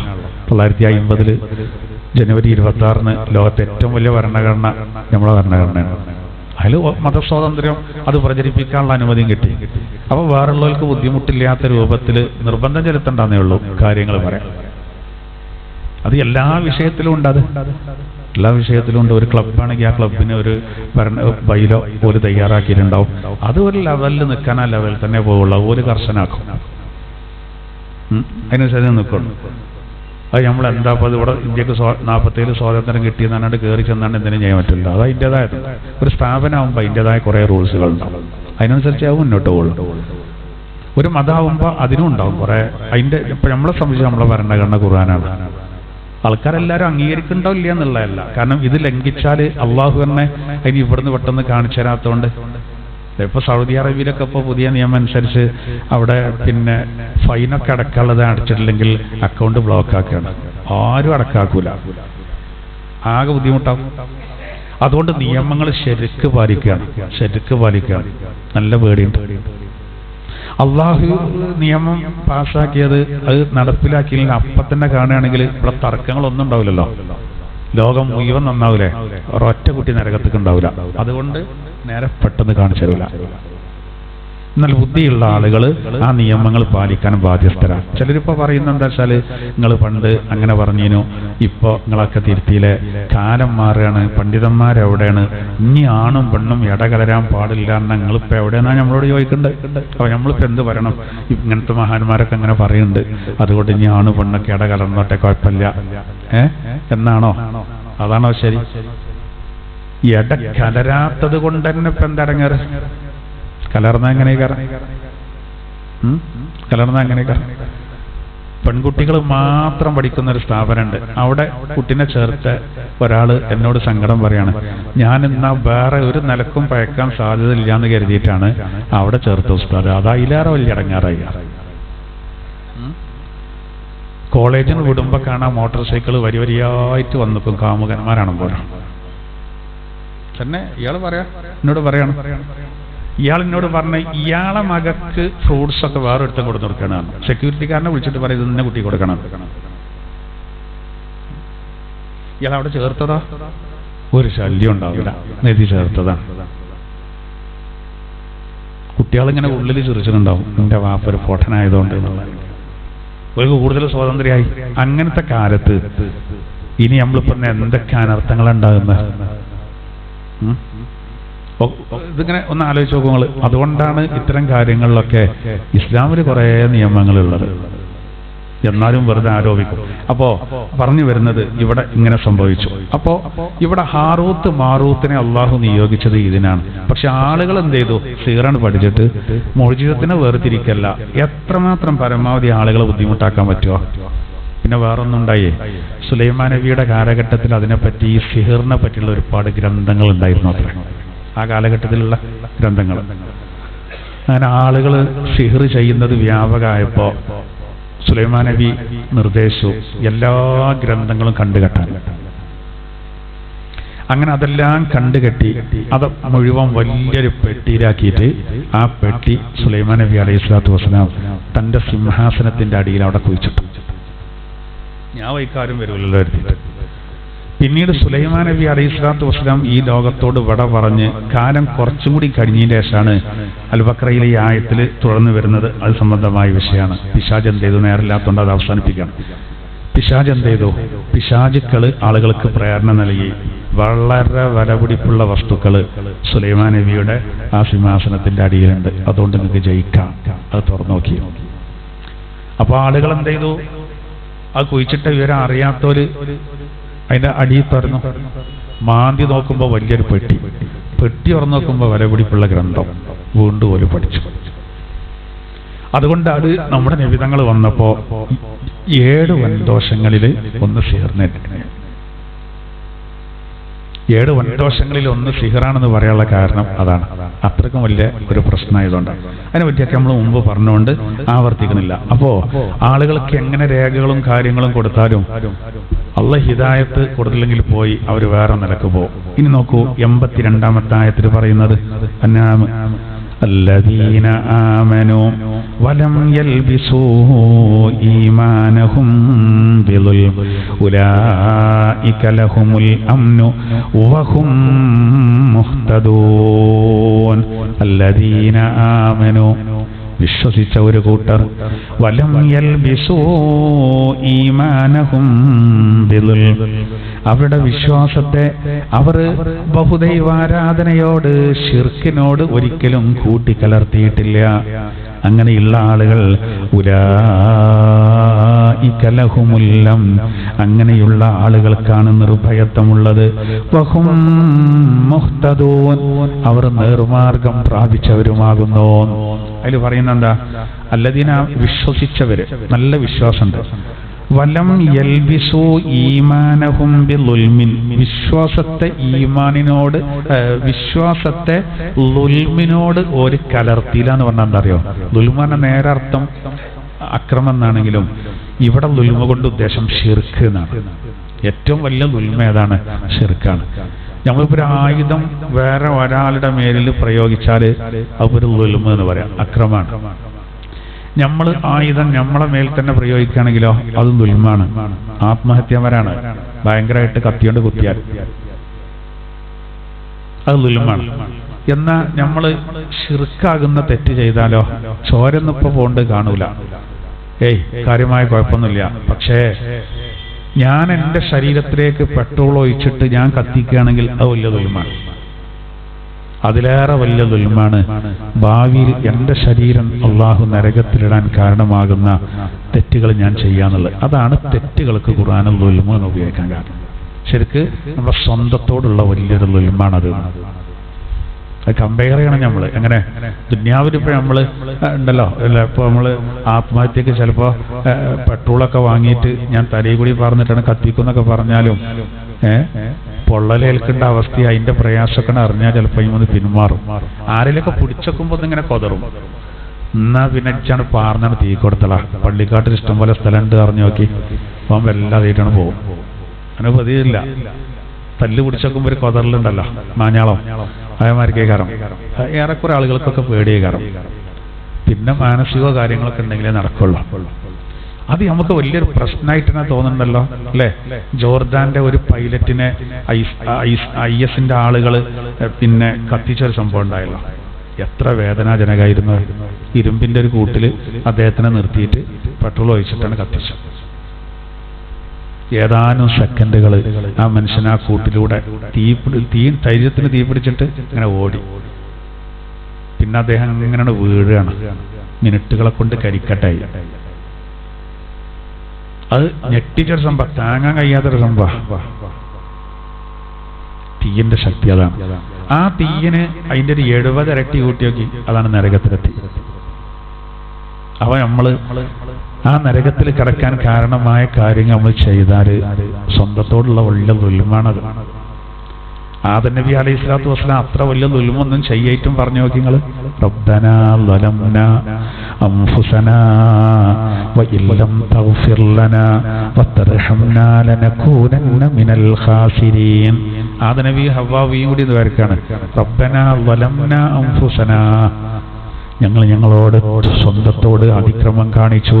അവിടെ അത്രമാത്രം വലിയ അതിക്രമം ഒന്നും ഉണ്ടായിട്ടില്ല. ഒരു പഴം തിന്നരുത് എന്ന് പറഞ്ഞത് തിന്നതാണ്. അത് അത്ര വലിയൊരു പ്രശ്നമൊന്നും കരുതിയിട്ടില്ല. ആദ്യത്തെ സംഭവമല്ലേ. എന്നിട്ട് പോലും ആ സങ്കടം തീർത്തത് ഈ പ്രാർത്ഥന വല്ലാതെ ആവർത്തിച്ച് പറഞ്ഞുകൊണ്ടാണ്. അങ്ങനെ നോക്കുമ്പോൾ നമ്മളൊക്കെ എത്ര വലിയ ളുൽമയുണ്ട്. അപ്പൊ ഇവിടെ അള്ളാഹു പറയാണ് വിശ്വാസമുണ്ട്. ഈമാനിനെ ദുൽമിനോട് കലർത്തിയില്ല. അങ്ങനെയുള്ള ആളുകൾ ഉലൈക ലഹുമുൽ അംൻ, അങ്ങനെയുള്ള ആളുകൾ അവർക്കാണ് അല്ലാഹു തആല നിർഭയത്വം നൽകുന്നത്. പേടില്ലാതെ ജീവിക്കാൻ പറ്റുന്നൊരവസ്ഥ. ഒന്നും പേടിക്കണ്ട. പിന്നെ വേറെ വല്ലതും വരുന്നത് ഈ അർത്ഥത്തിലുള്ള വരവുമല്ല. ഇതൊക്കെ എന്തിനാ പറയുന്നത്? ആ വിഗ്രഹങ്ങളെ കുറ്റം പറഞ്ഞപ്പോ ബഹുദൈവാരാധന പറ്റൂല എന്നപ്പോ ഇവര് പറയാ ഞങ്ങളെ ദൈവങ്ങളെ കുരുത്തക്കേട് തട്ടുട്ടോ, ദൈവങ്ങളെ ഗുരുത്തക്കേട് തട്ടുന്നു. അത് പറയാണ്, ആത്മാർത്ഥമായിട്ട് പറയാണ്. അല്ല, സമാധിയുടെ വിഷയം വന്നപ്പോ ഇവര് വന്നിട്ട് പറഞ്ഞല്ലോ അയാള് മരിച്ചോ? മരിച്ചിട്ടില്ല, സമാധിയായതാണ്. അവസാനം ഒരാൾ ചോദിച്ചല്ലോ എന്നാ സമാധിന്റെ സർട്ടിഫിക്കറ്റിലൊന്ന് തരുമെന്ന് ചോദിച്ചല്ലോ. അപ്പൊ മകനെന്താ പറഞ്ഞത്? അങ്ങനെ പറയരുത്. എന്താവും? ഇങ്ങനെ പോസ്റ്റ്മോർട്ടം ചെയ്യാന് ആ ഭൗതിക ശരീരം പുറത്ത് കിടക്കണം എന്നപ്പോ മൂപ്പര് പറഞ്ഞ തമാശ എന്താണ്? അങ്ങനെ പറയരുത്, അത് വ്രണപ്പെടുത്തലാണ് എന്നൊക്കെ ആത്മാർത്ഥമായിട്ട് പറയും. അല്ലാഹു അലം എന്നതുപോലെ ഇവര് പറയണത് അങ്ങനെ പറയരുത്, കുറ്റം പറയരുത്, കുരുത്തക്കേട് കിട്ടും, എന്തെങ്കിലും സുരക്ഷിതത്വം ഉണ്ടാവില്ല, എന്തെങ്കിലും ഭയങ്കര നഷ്ടങ്ങളുണ്ടാവും. ഇത് എല്ലാ കാലത്തും പറഞ്ഞതാ. അത് കുതിരാക്കിന്റെ രൂപത്തിലും പറഞ്ഞിട്ടുണ്ട്, ഭീഷണിപ്പെടുത്തിയിട്ടും പറഞ്ഞിട്ടുണ്ട്. ഓരോരുത്തരും ചില ദൂതന്മാർ യാസീൻ സൂറത്തിൽ പറയുന്നുണ്ടല്ലോ, ഒരു സ്ഥലത്തേക്ക് എന്ന പോലെ എന്താ പറഞ്ഞത്? നിങ്ങൾ വന്നതിന് ശേഷം ഇവിടെ അവലക്ഷണാണ്, നിങ്ങൾ എത്രയും പെട്ടെന്ന് ഞങ്ങളെ നാട്ടിൽ നിന്ന് പോകണം. അപ്പൊ അദ്ദേഹം അവര് പറഞ്ഞെന്താ, പ്രവാചകന്മാര് അവലക്ഷണമൊക്കെ നിങ്ങളെ കൊണ്ട് തന്നെയാണ്, നിങ്ങളെ പ്രവർത്തനം കൊണ്ടാ. ഇവിടെ പറയാ ഈമാൻ ഉണ്ടോ? ഇപ്പോ അഹ്റാഫ് സൂറത്തിൽ നമ്മൾ നേരത്തെ വിശദീകരിച്ചു പോയിട്ടുണ്ട്. ഈമാനും തഖ്വയും ഉണ്ടെങ്കിൽ ആകാശങ്ങളിൽ നിന്നും ഭൂമിയിലും അല്ലാഹു തആല ബർക്കത്തിനെ ചൊരിഞ്ഞു കൊടുക്കും. ആകാശത്ത് നിന്ന് മഴ കിട്ടും, ഭൂമിയിൽ സസ്യലതാദികൾ ഉണ്ടാവും, റഹ്മത്തിന്റെ മലക്കൾ അവിടുന്ന് ഇങ്ങോട്ട് ഇറങ്ങി വരും, നമ്മളെ വീട്ടിൽ അനുഗ്രഹം ഉണ്ടാവും, എല്ലാ നിലക്കും. അതാണ് വലിയ സുരക്ഷിതത്വം. വലിയ സുരക്ഷിതത്വം അതാണ് വലിയ സുരക്ഷിതത്വം. ഈ അമ്ന് പറയുമ്പോഴേ, അമ്ന് എന്ന് പറഞ്ഞാൽ അള്ളാഹു നൽകുന്ന വലിയ നിഅമത്താ. നമ്മൾ ഏത് നാട്ടിൽ ജീവിക്കുകയാണെങ്കിലും ഈ അമ്നുണ്ടാകുക എന്ന് പറഞ്ഞാൽ വളരെ പ്രധാനമാണ്. അപ്പൊ നമ്മളൊക്കെ നമ്മളെ ജീവിതത്തിലൊന്നും അതല്ലാതെ ഉണ്ടായിട്ടില്ല. അപ്പൊ നമ്മളൊക്കെ ഇപ്പൊ ഇങ്ങനെ ചെറുപ്പത്തിലെ ഇങ്ങനെ നല്ല സുരക്ഷിതമായ ഒരവസ്ഥയിൽ ഇങ്ങനെ കണ്ടുവന്നതാണ്. വലിയ വയസ്സായാലും 21 ഉണ്ടെങ്കിൽ ചിലപ്പോൾ എന്ത് ചെയ്യാം, ഇപ്പം ഉണ്ടാവില്ല. 21 ഉള്ളവർക്ക് ചിലപ്പോൾ അന്നത്തെ മലബാർ കലാപും കാര്യങ്ങളും തിരങ്ങാടിക്ക് പോയതും മാർച്ച് ചെയ്തൊക്കെ ഇങ്ങനെ ഓർക്കും. നമുക്കൊക്കെ എന്ത് പ്രശ്നങ്ങളാണ് ഉണ്ടായിട്ടുള്ളത്? അല്ലാഹു തആല എത്ര വലിയ സുരക്ഷിതത്വമാണ്. അത് നിലക്കണം നമ്മുടെ രാജ്യത്ത്. അതിനാണ് ഇന്നിപ്പോ മനുഷ്യജാലിക എന്ന് പറഞ്ഞിട്ട് ഉള്ള പരിപാടികൾ നടക്കുന്നുണ്ട്. അതിനാണ് ശരിക്കും മലപ്പുറം ജില്ലേന്റെ 2 ഭാഗത്ത് ഒരേ സമയത്ത് ഒരുപാട് സ്ഥലങ്ങളിൽ SKSFന്റെ പരിപാടി മനുഷ്യജാലിക. അതെന്തിനാ? അതിന്റെ ഒരു ലക്ഷ്യം തന്നെ അതാണ്. എല്ലാവരും ഒന്നായിട്ട് നിൽക്കണം, വർഗീയത അത് പാടില്ല. പണ്ട് ഗാന്ധിജി പറഞ്ഞല്ലോ, നിങ്ങൾ ഈ മതേതരത്വം ജനാധിപത്യം ഈ 2 സംവിധാനങ്ങൾക്ക് എതിരായ ഒന്ന് സ്വപ്നത്തിൽ പോലും കാണരുത് എന്നാണ് ഗാന്ധിജി പറഞ്ഞു. അവരൊക്കെ അതിനു വേണ്ടി പരിശ്രമിച്ചവരാ. അതുകൊണ്ടാണ് നമ്മുടെ രാജ്യം ഈ ഒരു അവസ്ഥയിലല്ലേ, വിവേചനങ്ങളില്ലാതെ പ്രശ്നങ്ങളില്ലാതെ അങ്ങനെയാണ് വേണ്ടത്. പക്ഷെ ഇപ്പോ അതിനൊക്കെ ചില മാറ്റങ്ങൾ വരികയാണ് എന്ന് കരുതി നിരാശപ്പെടരുത്. അതിനെതിരെ, അതായത് ഒറ്റക്കെട്ടായിട്ട് നിൽക്കാൻ തന്നെ പഠിപ്പിക്കണം. അതിലാ സന്തോഷം. ഒരു പൂങ്കാവനാണ്. നമ്മളൊക്കെ ചെറുപ്പത്തിൽ ഈ മതേതരത്വം ഒക്കെ അങ്ങനെ മുദ്രാവാക്യത്തിൽ പറയുമ്പോൾ ഇതിന്റെ വലിപ്പം അറിയില്ലായിരുന്നു. സംഘപരിവാർ അധികാരത്തിൽ വന്നപ്പോഴാണ് ഇതിന്റെയൊക്കെ കുട്ടൻസ് കൂടിയിട്ട്. മതേതരത്വം എന്ന് പറഞ്ഞാൽ ഒരു മതം വേണ്ടെന്നല്ല, അല്ലെങ്കിൽ ഏതെങ്കിലും ഒരു മതം മാത്രം മതിയെന്നുമല്ല, എല്ലാ മതങ്ങളും. അപ്പോൾ ഇന്ത്യയിൽ ഒരു മതത്തിലാകെ ഒരാളുള്ളൂ, അയാളുണ്ടാക്കിയ മതമാണ്. അപ്പൊ അയാളെ പെണ്ണുങ്ങൾ പോലും അതിക്ക് വന്നിട്ടില്ല, ഒറ്റ ആളുള്ളൂ. അയാൾക്കും ഇവിടെ ജീവിക്കണം, അയാൾക്കും പ്രബോധനം ചെയ്യണം, അയാൾക്കും അയാളെ സ്വത്തിനും അയാളെ ജീവനും അയാളെ ആദർശത്തിനും അതിന്റെ പ്രബോധനത്തിനും സംരക്ഷണമാണല്ലോ. അത് ഭരണാധികാരികളുടെ കടമയാണ്. അതിനാണ് ഓലെ അധികാരത്തിൽ എത്തിച്ചിട്ടുള്ളത്. അത് പലപ്പോഴും നമ്മുടെ രാജ്യത്ത് നഷ്ടപ്പെട്ടുകൊണ്ടിരിക്കുകയാണ്. വിവേചനങ്ങൾ പല നിലക്കും വരികയാണ്. അതുകൊണ്ട് അതില്ലാതിരിക്കാൻ, അതിനാണ് കഴിഞ്ഞ മനുഷ്യജാലിക ഞാൻ ഓർത്തുപോവാണ്. സ്വാമി ബ്രഹ്മാനന്ദ തീർത്ത ഒരു വാത്ത്, കോഴിക്കോട് വലിയ കാളി ഒരു വാത്ത്, 2 ആള് 2 വേഷത്തില്, 2 ആചാനുഭാവുക്കള് മുന്നിൽ നിന്നിങ്ങനെ നയിച്ചപ്പോഴേ കാണുമ്പോൾ വല്ലാത്തൊരു സന്തോഷം. ഇതിനെയാണ് ഈ രാജ്യത്തെ ബഹുഭൂരിപക്ഷ ആളുകളും ഇഷ്ടപ്പെടുന്നത്. കുറച്ച് ആൾക്കാരേ ഉള്ളൂ ഈ വർഗീയത പ്രചരിപ്പിക്കുന്നവരും അങ്ങനെ ചിന്തിക്കുന്നവരും കുറച്ചേ ഉള്ളൂ. പക്ഷെ അതാണ് മികച്ചു കാണുക. നമ്മൾ സ്വകാര്യ സംഭാഷണത്തിൽ പോലും വർഗീയമായിട്ട് സംസാരിക്കണം. അതല്ല നമ്മളെ വിജയം. ഇപ്പൊ നമ്മളെ ഇവിടെ ക്ലാസ് എടുക്കണ്ടല്ലോ, ഇവിടെ ഇപ്പൊ നമ്മളെ അന്വേഷണ ഉദ്യോഗസ്ഥന്മാരൊക്കെ മറ്റോ ഇതാ റേറ്റ് ഒന്നുമല്ലല്ലോ, പോലും ഇവിടെ വരുന്നില്ലല്ലോ. ഇനിയിപ്പോ വന്നാ ഇപ്പൊ എന്തേലും കിട്ടുമോ? നമ്മളിതൊന്നും കിട്ടൂലല്ലോ. കാരണം എന്താ, നമ്മളിത് കിട്ടൂല. നമ്മള് ഒരു നിലക്കും അങ്ങനത്തെ പറയില്ല, ആരോടും പറയില്ല. അപ്പൊ നമ്മളെ മൊബൈലൊക്കെ നിരീക്ഷ കിട്ടുമല്ലോ. വർഗീയമായിട്ടൊരിക്കലും വരാൻ പാടില്ല, ആരടുത്തൊന്നും വരാൻ പാടില്ല. അത് എല്ലാ വിഭാഗം ആളുകളും അങ്ങനെ ചിന്തിച്ചാൽ എന്തൊരു സമാധാനം ഉണ്ടാവും അല്ലേ? ഒരു ഭ്രാന്തൻ നമ്മളെ പള്ളിന്റെ ഒരു ജനവാതിലിന് എറിഞ്ഞു, അതൊരു ഭ്രാന്തനാവുമ്പോ അത്ര വിഷയാവൂല. അത് മറ്റൊരു മതത്തിൽപ്പെട്ട ആൾ എറിഞ്ഞാലോ അത് വേറെ നിലക്കല്ലേ വരിക, കത്തും അതിന്റെ പേര്. അതാണ് അതിന്റെ പ്രശ്നം. അത് വേഗം ആടി പടരാനും നഷ്ടം എവിടെ വരിക, സാമ്പത്തികമായിട്ട് വലിയ നഷ്ടം ഉണ്ടാവും. അതിന്റെ പേരിൽ ബലാത്സംഗം ചെയ്യപ്പെടും, എന്തൊക്കെ പ്രശ്നങ്ങളുണ്ടാവും. നമുക്ക് വീണ്ടെടുക്കാൻ കഴിയാത്ത, തിരിച്ചു പിടിക്കാൻ കഴിയാത്ത പ്രശ്നങ്ങളുണ്ടാവും. അപ്പൊ എപ്പോഴും വേണ്ടത് സമാധാനമാണ്. ആ സമാധാനം ഉണ്ടാക്കാനാണ് നമ്മളെ കേരളത്തിൽ അൽഹംദുലില്ലാഹ് ആ വിഷയത്തിലൊക്കെ നമ്മൾ വളരെ മുന്നിലാണ്. അതങ്ങനെ തന്നെ പോകണം. രണ്ട് സംവിധാനങ്ങളാണ് ഞാൻ മനസ്സിലാക്കിയെടുത്തോളം. ഒന്ന് സമസ്ത കേരള ജംഇയ്യത്തുൽ സാന്നിധ്യം, മറ്റൊന്ന് പാണക്കാട് കുടുംബം. ഇത് രണ്ടും കൂടി ഒരുമിച്ച് കൂടിയപ്പോൾ ഇവിടെ വർഗീയതക്ക് ഒരു സാധനമില്ലായിരുന്നു. എല്ലാ ഏജൻസിക്കും അത് അറിയാം. അതുകൊണ്ട് തന്നെ ഇതിനോടൊന്നും ഒരു പ്രശ്നങ്ങളും വരില്ല. അത് സമസ്തന്റെ പരിപാടിയാണ്, അത് അങ്ങന്മാർ പങ്കെടുക്കുന്ന പരിപാടിയാണ്. അത് പറഞ്ഞാൽ ഇവിടെ ഒരു ഏജൻസിക്കും അതിലെന്തില്ല, സംശയമല്ല.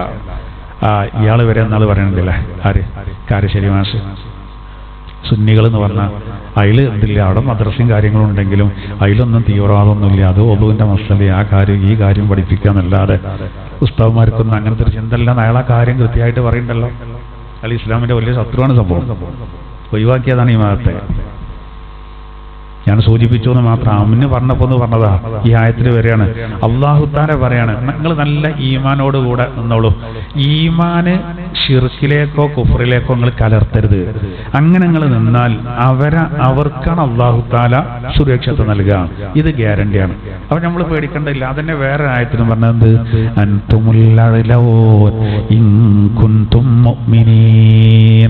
നിങ്ങൾ ഈമാനുള്ളവരാണ്. നോക്കൂ, നിങ്ങൾ ഈമാനുള്ളവരാണെങ്കിൽ നിങ്ങൾ തന്നെയാണ് ഉന്നതര്, നിങ്ങൾക്കൊരു പ്രശ്നം വരൂല.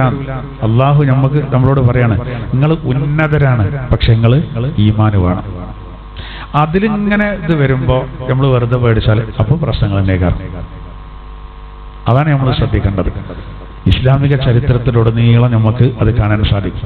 അപ്പൊ അല്ലാഹു തആല അവിടെ ഗ്യാരണ്ടി പറയാണ്, ഉറപ്പ് തരാണ്, ഉലൈക ലഹുമുൽ വഹും മുഹ്തദൂൻ, അവർ നിർമാർഗം പ്രാപിച്ചവരാണ്. വതിൽക ഹുജ്ജതുനാ ആതൈനാഹാ ഇബ്രാഹിം. ഇപ്പോ ഇവിടെ ഇബ്രാഹിം നബി അലൈഹിസ്സലാത്തു വസ്സലാം ഈ ജനങ്ങൾക്ക് ചില തെളിവുകളൊക്കെ കൊടുത്തു. തെളിവുകൾ, ഒരുപാട് തെളിവുകളുണ്ട്. അഗ്നികുണ്ഡത്തിൽ നിന്ന് അദ്ദേഹം ഒന്നും പറ്റാതെ രക്ഷപ്പെട്ട വലിയ രേഖയുള്ളോ അല്ലേ? വലിയ രേഖയാണ്. എന്നിട്ടും കൂടി മൂപ്പര വാപ്പാക്ക് മാറ്റം വന്നില്ല. വാപ്പ പറഞ്ഞു, എന്റെ റബ്ബിനെ ഞാൻ സമ്മതിച്ചു കേട്ടോ, എന്റെ റബ്ബിനെ ഞാൻ സമ്മതിച്ചു. കാരണം ആ തീകുണ്ഡത്തിൽ ഇത്ര ദിവസം നിന്നിട്ടും എനിക്കൊരു കുഴപ്പം പറ്റിയില്ലെങ്കിൽ എന്റെ റബ്ബ് ഒരു സംഭവം തന്നെയാണ്. പക്ഷേ പോരാ, മനസ്സില്ല, എന്താ ചെയ്യാ? അങ്ങനെ ഉണ്ടല്ലോ വാശി. തെളിവുകൾ കൊടുക്കാനില്ല. ഇവിടെ ഇപ്പൊ പറഞ്ഞ തെളിവ് ഏതാ? വതിൽക ഹുജ്ജതുനാ ആതൈനാഹാ ഇബ്രാഹിം, അത് ഇബ്രാഹിം നബിക്ക് നാം നൽകിയ തെളിവാകുന്നു.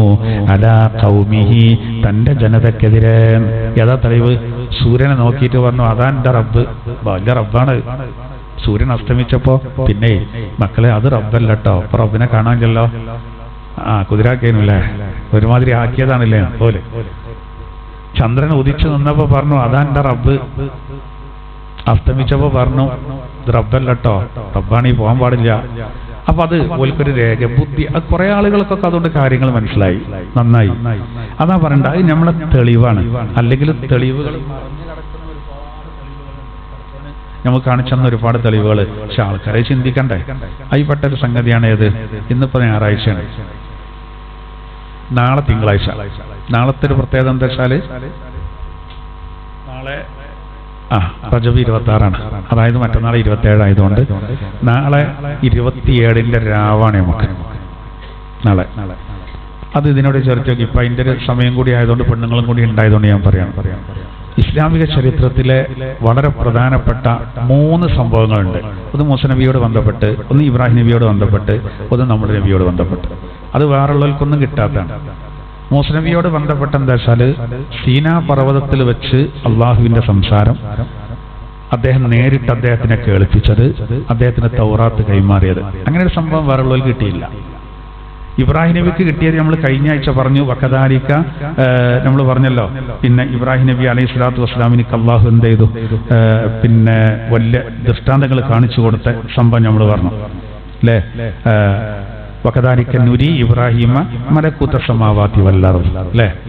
ആകാശഭൂമികളുടെ അദൃശ്യാധിപത്യത്തിന്റെ രീതികൾ, അള്ളാഹു ഭരിക്കുന്ന രീതി കാണിക്കപ്പെട്ടു എന്നാണ്. അത് അദ്ദേഹത്തിന്റെ ഒരു പ്രത്യേകതയാണ്, വേറുള്ളവർക്ക് കിട്ടാത്ത.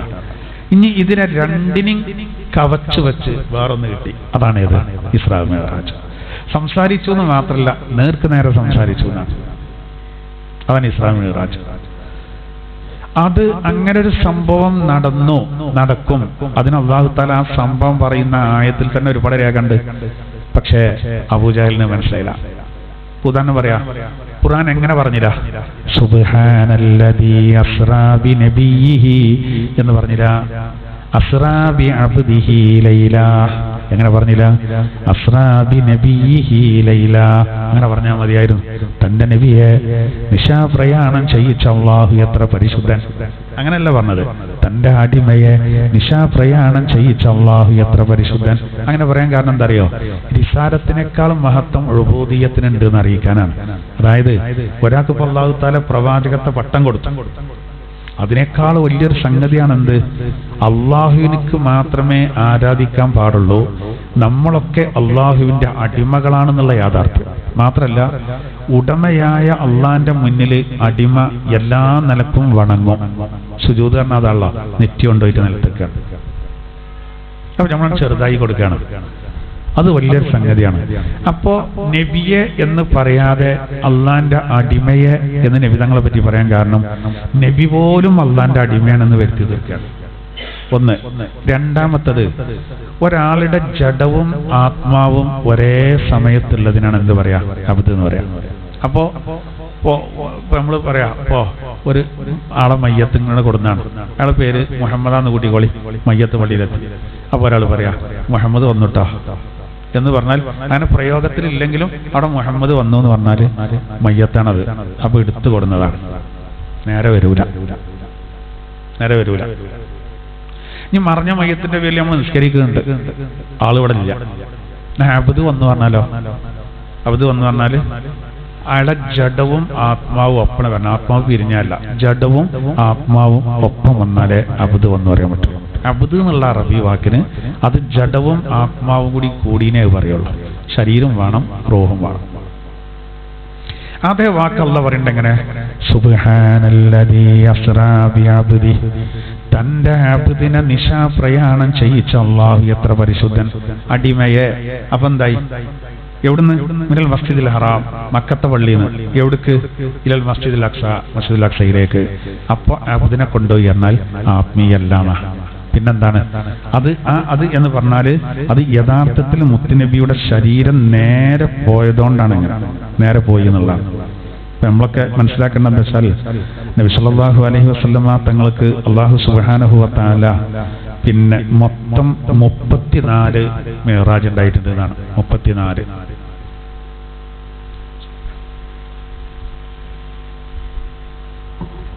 അതിൽ 33 ആത്മീയായിരുന്നു.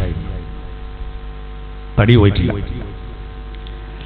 തഫ്സീറിന്റെ ഗ്രന്ഥങ്ങളിൽ ഇസ്രാ സൂറത്തിന്റെയും അതുപോലെ തന്നെ നജ്മ് സൂറത്തിന്റെയും വ്യാഖ്യാനത്തിൽ ഇത് കാണാം. ഒറ്റവട്ടാണ് തടി നേരെ പോയത്. അതൊരു 1.5 യാത്രയാണ്. തന്റെ മൂത്താപ്പയായ അബൂ താലിബിന്റെ മകളായ ഉമ്മുഹാനിയുടെ വീട്ടിലായിരുന്നു ആ രാത്രി നബി കടന്നിരുന്നത്. ജിബ്രീൽ അലൈഹിസ്സലാം, മീകായിൽ അലൈഹിസ്സലാം, ഇസ്രാഫീൽ അലൈഹിസ്സലാം, ഈ 3 മലക്കുകളാണ് നബിയുടെ സവിധത്തിൽ വരുന്നത്. ഓരോ മലക്കുകളുടെ കൂടെയും 70,000 വേറെ മലക്കുകളുണ്ടായിരുന്നു. അങ്ങനെയാണ് ഈ യാത്രയെ പറ്റി പറയുന്നത്. അങ്ങനെ ആദ്യം ചെയ്തത് നബി തങ്ങളുടെ നെഞ്ച് പൊളിക്കുകയാണ്, ഒരു ഓപ്പറേഷൻ. ഇത് നാലാമത്താണ്. 3-ാം വയസ്സിലും 10-ാം വയസ്സിലും 40-ാം വയസ്സിലും 52-ാം വയസ്സിലും. ആ ഓപ്പറേഷൻ കഴിഞ്ഞ്, അതായത് ഹൃദയം പുറത്ത്, ഇന്നൊന്നും ആരും തർക്കിക്കൂല കേട്ടോ, കാരണം ഹൃദയം മാത്രം അങ്ങനെ മിടിച്ചുകൊണ്ടിരിക്കുന്ന ഹൃദയവുമായിട്ട് ആംബുലൻസ് നാൾ പറ പറഞ്ഞില്ലേ, റോഡൊക്കെ പോലീസിന് ഇറങ്ങിയിട്ട് ഒരു സംവിധാനം ചെയ്തെടുത്ത് അതിന് മാത്രം നമ്മൾ പുരോഗതി ഹൃദയം ഒരു സംഭവം. അവിടെ ഹൃദയം പുറത്തെടുത്തു. പിന്നെ അവിടെ അനസ്തേഷ്യന്റെ പ്രശ്നം വരുന്നില്ല, ഡോക്ടർമാരുടെ അടുത്ത് പാളിന്റെ പ്രശ്നമില്ല, ഒപ്പിട്ട് കൊടുക്കേണ്ട പ്രശ്നമില്ല, ആരാ മലക്കുകളാണ്. അതാണ് അലം നശ്റഹ് ലക സദ്റക എന്ന് പറഞ്ഞ ആയത്തിന്റെ ഒരു അർത്ഥം തന്നെ അതാണ്, നബിയെ അങ്ങയുടെ ഹൃദയത്തിന് നാം വിശാലത നൽകിയില്ലേ. 52-ാമത്തെ വയസ്സിൽ ആണ് 4-ാമത്തെ ആ യാത്ര. അങ്ങനെ നിങ്ങൾ ആലോചിച്ച് നോക്കൂ, മക്കത്തെ പള്ളിയിൽ നിന്നാണ് സ്റ്റാർട്ട് ചെയ്യുന്നത്, ഫലസ്തീനിക്കാ പോകുന്നത്. ആ സംഭവം പടച്ചോൻ പറയുമ്പോൾ സുബ്ഹാന, തന്റെ ഹബീബിന് കൊടുത്ത ആശ്ചര്യമായ, അള്ളാഹിനെ സംബന്ധിച്ചിടത്തോളം ആശ്ചര്യമില്ല ഇസ്രാ മിഅ്റാജിൽ. എന്താ കാരണം? ഇദാ അറാദ ശൈഅൻ അൻ യഖൂല ലഹു കുൻ ഫയകൂൻ. ഒരു വസ്തു ഉണ്ടാക്കാൻ ഉദ്ദേശിച്ചാൽ ഉണ്ടാവുക എന്ന് പറഞ്ഞാൽ അത് ഉണ്ടാവും. പടച്ചോനെ സംബന്ധിച്ചത് വിഷയമല്ല. പക്ഷെ നമ്മളെ സംബന്ധിച്ചിടത്തോളം ഒരു വലിയ സംഭവമല്ലേ. എന്താ കാരണം? ആ കാലഘട്ടത്തിൽ ഒട്ടകപ്പുറത്ത്, അല്ലെങ്കിൽ കഴുതപ്പുറത്ത്, അല്ലെങ്കിൽ കുതിരപ്പുറത്ത്, അല്ലെങ്കിൽ ആനപ്പുറത്ത്, ആനകളൊന്ന് കുറവാ യാത്ര. ഇതാണ് സൗകര്യം. പിന്നെ പായക്കപ്പലാണ്. ആ യന്ത്രക്കപ്പലും ഇല്ല, ആകാശത്തിലൂടെ പറക്കാനുള്ള സംവിധാനം ഒന്നുമില്ല. ആ കാലത്താണ് നിബിധങ്ങൾ ഈ യാത്ര പോയതെന്നാണ്. ഇന്നും അത്ഭുതമാണ്. കാരണം ഇപ്പൊ നമ്മളിപ്പോ ചൊവ്വയിലേക്ക് ഒരു യാത്ര പറഞ്ഞിരുന്നു, അത് വല്ല ചീറ്റിപ്പോയി ആ കൊറോണയോടുകൂടെ. 1,00,000-ലധികം ആൾക്കാർ ബുക്ക് ചെയ്തിരുന്നു. മടക്ക യാത്ര ഇല്ല, അങ്ങോട്ട് പോവാ. ഒരു മലയാളി ഉണ്ടായിരുന്നു അതില്. സാഹസികത കാണിക്കാൻ അതുപോലും നടന്നില്ല എന്നുള്ളതാണ്. പിന്നെ ഗോളാന്തരങ്ങളിലേക്കുള്ള യാത്ര, 7 ആകാശങ്ങളൊക്കെ അപ്പുറത്ത് ചിന്തിക്കാൻ പോലും കഴിയില്ല. ഞാൻ ഇനി അധിക കാലമൊന്നും ഉണ്ടാവില്ല. എന്നാൽ 7 ആകാശങ്ങൾ അപ്പുറത്തേക്കാണ് മുത്തുനബി സല്ലല്ലാഹു അലൈഹി വസല്ലം തങ്ങൾ യാത്ര പോയത്. രണ്ട് സംഭവമാണ്. ഇസ്രാ വേറെ, മിഅ്റാജ് വേറെ. രണ്ടും ഒരു രാത്രിയാണ് നടക്കുന്നത്. ഇസ്രാ പറഞ്ഞാൽ ദിശാ പ്രയാണം, ഭൂമിയിലൂടെയാണ്. മിഅ്റാജ് പറഞ്ഞാൽ ആകാശാരോഹണം, അത് മുകൾക്ക് കയറാണ്. റോക്കറ്റ് കുതിക്കുന്നത് പോലെ മക്കയിൽ നിന്ന് മുകളിലേക്ക് പോയാൽ മതിയായിരുന്നു. ഇതിപ്പോ എന്താ വെച്ചാൽ പ്രധാനപ്പെട്ട ഒരു കർമ്മം നേരിട്ട് ഏൽപ്പിക്കണം, അതിനുള്ള യാത്രയാണ്. പക്ഷെ എന്തിനാ ഫലസ്തീനിൽ പോയത്? അതാണ് നമ്മൾ സിയാറത്തിന്റെ മഹത്വം കൂടി അവിടെ കാണാം. ഇലൽ മസ്ജിദുൽ അഖ്സ എന്ന് പറഞ്ഞിട്ട് ഖുർആൻ പറയുന്ന അല്ലദീ ബാറക്നാ ഹൗലാന, അതിന്റെ ചുറ്റുഭാഗം അനുഗ്രഹിച്ചിട്ടുണ്ട്. ഈ ചുറ്റുഭാഗത്തെ അനുഗ്രഹം എന്ന് പറഞ്ഞ 2 കാര്യങ്ങളാണ്. ഒന്ന്, ഒരുപാട് പ്രവാചകന്മാരുടെ ഖബറുകളുണ്ട് അവിടെ. രണ്ടാമത്തത്, അല്ലാഹു സുബ്ഹാനഹു വ തആല പഴങ്ങളും പച്ചക്കറികളും മറ്റു സ്ഥലങ്ങളിൽ ഇല്ലാത്ത സൈത്തൊക്കെ ഏറ്റവും നല്ല അവിടെ കിട്ടും ഫലസ്തീനിൽ. അതിന് മണ്ണതിന് അനുയോജ്യമാണ്. നമ്മളവിടെ തേങ്ങയും പിന്നെ മദീനയിൽ ഈത്തപ്പഴക്കുള്ളമാർക്ക് അങ്ങനെ പലതും അള്ള കൊടുത്തു. പലതുകൊണ്ടും അനുഗ്രഹിച്ച നാടാണ്. 10,000-കണക്കിന് നബിമാർ ആ ഭാഗത്ത് വന്നിട്ടുണ്ട് എന്നാണ്. ആ സ്ഥലത്തേക്കാണ് നബിതങ്ങളെ കൊണ്ടുപോയത്. അല്ലെങ്കിൽ നേരെ അവിടുന്ന് പോയാൽ മതി. പിന്നെ വേറെ കാരണം കൂടി ഉണ്ട് കേട്ടോ. മലക്കുകൾക്ക് അല്ലാഹു തആല ഭൂമിക്ക് ഇറങ്ങാൻ റൂട്ട് കണക്കാക്കിയിട്ടുണ്ട്. ഒരു പല ഭാഗത്ത് കൂടി ഇറങ്ങുന്നുണ്ട്. പക്ഷെ മൊത്തത്തിൽ ഇറങ്ങാൻ ഒരു ഔദ്യോഗിക വഴിയുണ്ട്. അത് മസ്ജിദുൽ അഖ്സന്റെ നേരെ മുകളിലാണ് അത്ര. അതേ വഴിയിലൂടെ പുണ്യ നബിയെ കൊണ്ടുപോകാനാണ് നേരെ അങ്ങോട്ട് കൊണ്ടുപോയത് എന്നാണ്. അപ്പോ നമ്മളെ സംബന്ധിച്ചിടത്തോളം ഇത് അത്ഭുതമാണ്. അതുകൊണ്ടാണ് സുബ്ഹാന ഉപയോഗിച്ചത്. പിന്നെ അബ്ദു പറഞ്ഞ് നേരിട്ട് പോയി എന്നറിയിക്കാനാണ്. ഇത് ഖുർആനിൽ അല്ലാഹു തആല പറയാണ്. അങ്ങനെ അവിടെ പോയി അവിടെ ചില ചടങ്ങുകളൊക്കെ കഴിഞ്ഞു പോയ പ്രവാചകന്മാർ അവിടെ ഹാജരാക്കി. അള്ളാഹ്ക്ക് കഴിയാത്തതായിട്ടൊന്നുമില്ല. നബിതങ്ങൾ നേരെ കാണാണ് എല്ലാവർക്കും ഇമാമായി. അതിനുശേഷം നബിതങ്ങൾക്ക് ഒരു പാത്രത്തിൽ പാലും ഒരു പാത്രത്തിൽ കള്ളും കൊടുത്തു. ഏതാ വേണ്ടെടുത്തോളിയാണ്. നബിതങ്ങൾ പാലെടുത്തു. അപ്പൊ ജിബ്രീൽ എന്ന മലക്ക് പറഞ്ഞു, അൽഹംദുലില്ലാഹില്ലദീ ഹദാക ലിൽ ഫിത്ര, പ്രകൃതിയിലേക്ക് അങ്ങേക്ക് വഴി കാണിച്ച അല്ലാഹ്ക്ക് സർവ്വസ്തോത്രങ്ങളും. നബിയെ, അങ്ങങ്ങാനും ആ കള്ളിന്റെ പാത്രം തെരഞ്ഞെടുത്തിരുന്നുവെങ്കിൽ അങ്ങയുടെ ഉമ്മത്ത് പഴക്കുമായിരുന്നു. ശരിയല്ലേ? കള്ളിന്റെ പാത്രം തെരഞ്ഞെടുത്തിരുന്നെങ്കിൽ പഴക്കുമായിരുന്നു എന്നാണ്. അപ്പൊ ഞമ്മക്കെന്നെ ചിന്തിച്ചറിയാം, നബിതങ്ങൾ ആ യാത്രയിൽ കള്ള് കുടിച്ചിരുന്നെങ്കിൽ നമ്മളിന്ന് ടൂർ പോകുമ്പോഴൊക്കെ കുടിച്ചു സുന്നത്ത് പറഞ്ഞാണ്. പിന്നെ പ്രവാചകന്മാർക്കൊരു കാവലുണ്ട് കേട്ടോ. ഓല് കള്ള അനുവദനീയമായ കാലത്ത് ആരും കള്ളു കുടിച്ചിട്ടില്ല. സുദീഖ് റളിയല്ലാഹു അൻഹു പോലത്തെ മഹാന്മാർക്ക് ആ കാവൽ കിട്ടിയിട്ടുണ്ട്. അത്രക്കും പ്രശ്നമാണെന്ന് അറിയിക്കാനാണ്. എന്നാൽ പാല് പ്രധാനപ്പെട്ട ഒന്നാണ്. നമ്മൾ കുടിരിക്കലൊക്കെ ഉണ്ടാക്കുമ്പോൾ പാല് കാച്ചുണ്ടോ അതാണ്. അങ്ങനെ തന്നെ പറയണമെന്നില്ല, ഓരോന്നിനൊരു പ്രധാന ചടങ്ങുകൾക്ക് അതുണ്ട് എന്നുള്ളതാണ്. നമുക്കിപ്പോൾ കഴിയാത്തോണ്ടാണല്ലോ ഇപ്പൊ ഖുർആൻ ക്ലാസ്സിന് പാലാക്കിയാൽ മതി. ഒരു തുള്ളി വെള്ളം ചേർക്കാത്ത പാല് കൊടുക്കണം എന്ന് പറഞ്ഞാല് ക്ലാസ് നിർത്തിയ കണ്ടിയത് സാധനം കിട്ടൂല. മാത്രമല്ല അങ്ങനെ പാല് വാങ്ങണമെങ്കിൽ ചിലപ്പോൾ നമ്മൾ ഈ കണ്ട ആൾക്കാർക്കൊക്കെ പാടെ നമ്മളെ സഹോദരിമാരടക്കം അത്യാവശ്യം വെള്ളം നിറച്ച ജ്യൂസൊക്കെ കൊടുക്കേണ്ട ക്ലാസ്സിൽ കൊടുക്കുന്നുണ്ടെങ്കിൽ 1 സെന്റ് വെക്കേണ്ടി വരും. നടക്കൂല. അതേ നല്ല കാര്യമാണ് പാല് എന്ന് അറിയിക്കാൻ വേണ്ടി കൂടിയാണ്. അത് കഴിഞ്ഞിട്ട് പിന്നെ നേരെ 7 ആകാശങ്ങളിലേക്കാണ്. അതാണ് മിഅ്റാജ് എന്ന് പറയുന്നത്. അത് അത്യത്ഭുതമാണ്. അടക്ക മര്യാദ കാണിച്ചിട്ടോ. 1-ാം ആകാശത്ത് ചെന്നപ്പോ നമുക്ക് കാണൂല, ആകാശത്തിനൊരു വാതിലുണ്ട് അത്ര. ഇവര് പോണ്ട റൂട്ടിൽ ഇങ്ങനെ മുട്ടി ആര് ജിബ്രീൽ എന്ന മലക്ക്. അപ്പൊ ഉള്ളെന്ന് ചോദിക്കാണ്, മൻ ആരാണ്? അപ്പൊ ജിബ്രീൽ എന്ന മലക്ക് പറഞ്ഞു, പിന്നെ എന്ത് ഇത് ജിബ്രീലാണ്. അപ്പൊ ചോദിച്ചു ആരാ ഒപ്പം ചോദിച്ചു. മുഹമ്മദുൻ സല്ലല്ലാഹു അലൈഹി വസല്ലം. അപ്പൊ വാതിലാണ് തുറന്നു. നമുക്കൊരു സ്വഭാവമുണ്ട്, നമ്മൾ ഏതെങ്കിലും സുഹൃത്തുക്കൾക്ക് വീട്ടിൽ ചെന്നാണ്ട് കോളിംഗ് ബെല്ല് അടിച്ചുമ്പോൾ ഉള്ളുന്ന ആ സുഹൃത്ത് ആരാന്ന് ചോദിച്ചു. ഇത് ഞാനാണ് അങ്ങനെ പറയരുത് എന്നാണ്. നബിതങ്ങള് ഒരിക്കൽ നബിതങ്ങളെ വീട്ടിന്റെ ആളെ മുട്ടി. അപ്പൊ നബിതങ്ങൾ ചോദിച്ചു ഉമ്മന്ന് ചോദിച്ചു. അപ്പോ ഈ സഹാബി പുറത്തുനിന്ന് പറഞ്ഞു അനാർന്നു ഞാന്. അപ്പൊ നബിതങ്ങൾക്ക് ചൂടായി. എന്റെ പേരില്ല എന്നുള്ള രൂപത്തില്. അത് ഒരു മര്യാദയാണ്. നമ്മൾ പേര് പറയണം. അല്ലെങ്കിൽ നമ്മൾ ചിലപ്പോൾ പെടും. എല്ലായിടത്തും അങ്ങനെ പറയണം. ഇപ്പൊ ഞാൻ ഇപ്പൊ എന്റെ പേര് എന്നാണ്ടെന്ന് കോളിംഗ് ബെല്ല് അടിക്കുമ്പോൾ എന്റെ പെണ്ണുങ്ങൾ ആരാന്ന് ചോദിക്കുമ്പോൾ ഇത് അബൂബക്കർ മുസ്ലിയാരുടെ മകൻ മുസ്തഫ വൈസിയാണെന്നൊന്നും പറയേണ്ട ആവശ്യമില്ല. എനിക്ക് എന്റെ ഒച്ചയായിട്ട് അവൾക്ക് തിരിയുന്നുള്ളതുകൊണ്ടില്ലേ അത് കുതിരാക്കാണ് എഴുതൂലേ.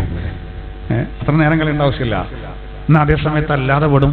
നമ്മളെ ഒരു ഖുർആൻ ക്ലാസ് നടക്കുന്നിടത്ത് ഒരു സംഘാടകന് ഒരു അർജന്റ് കാര്യം പറയാൻ വേണ്ടി ഞാൻ അയാൾക്ക് വിളിച്ചു. പക്ഷെ അവന്റെ മൊബൈൽ എടുത്തത് അവന്റെ അമ്മയാണ്. ഞാൻ പ്രതീക്ഷിച്ചിട്ടില്ല. എടുക്കാം ആരാണ് ചോദിച്ചത്. അപ്പൊ ഞാൻ ഡാഷ് അവിടെ ഇല്ല ചോദിച്ചു. അവിടെ ഉണ്ട് ആരാത് ചോദിച്ചു. ഇത് മൂപ്പര് സുഹൃത്താണ് അമ്മയാണ്. ആ താത്തയാണ് നമ്മളെ ക്ലാസ്സിന് വരേണ്ടതാണ്. എന്റെ ഒച്ചയിന് മനസ്സിലായിട്ടില്ല ഫോണിൽ കൂടി ആയപ്പോ. സുഹൃത്താണ്. അപ്പൊ താത്തനോട് ചോദിച്ചു എന്താ സുഹൃത്തിന് പേരില്ല ചോദിച്ചു. ആകെ പെട്ടു. ആ സുഹൃത്തിനോട് എന്താ സുഹൃത്തിന് പേരില്ല ചോദിച്ചു. അപ്പോത്തിന് ആ പറയപ്പെട്ട ആൾ ഓടി വന്ന് പിന്നെ അത് ക്ലാസ് നിർത്തി. ഞാൻ അങ്ങനെ പറഞ്ഞല്ലോ പറഞ്ഞാണ്. അന്ന് ഞാൻ മനസ്സിലാക്കിയാണ് ആയതിനാ മുസ്തഫാണെന്ന് പറഞ്ഞാൽ മതിയാണ്. അല്ല ഇത് ഞമ്മക്കും പാടാണ്. അവിടെ തേങ്ങ ഇടുന്നുണ്ട്. സ്ത്രീകളെ ഹാളിന്റെ അടുത്ത് തേങ്ങ ഇടുന്നുണ്ട്. അവിടെ ഒരു വണ്ടി ഉണ്ട്, ഒരു ഇന്നോവ വണ്ടി ഉണ്ട്. ഒന്ന് മാറ്റാൻ വേണ്ടി പറഞ്ഞിട്ട്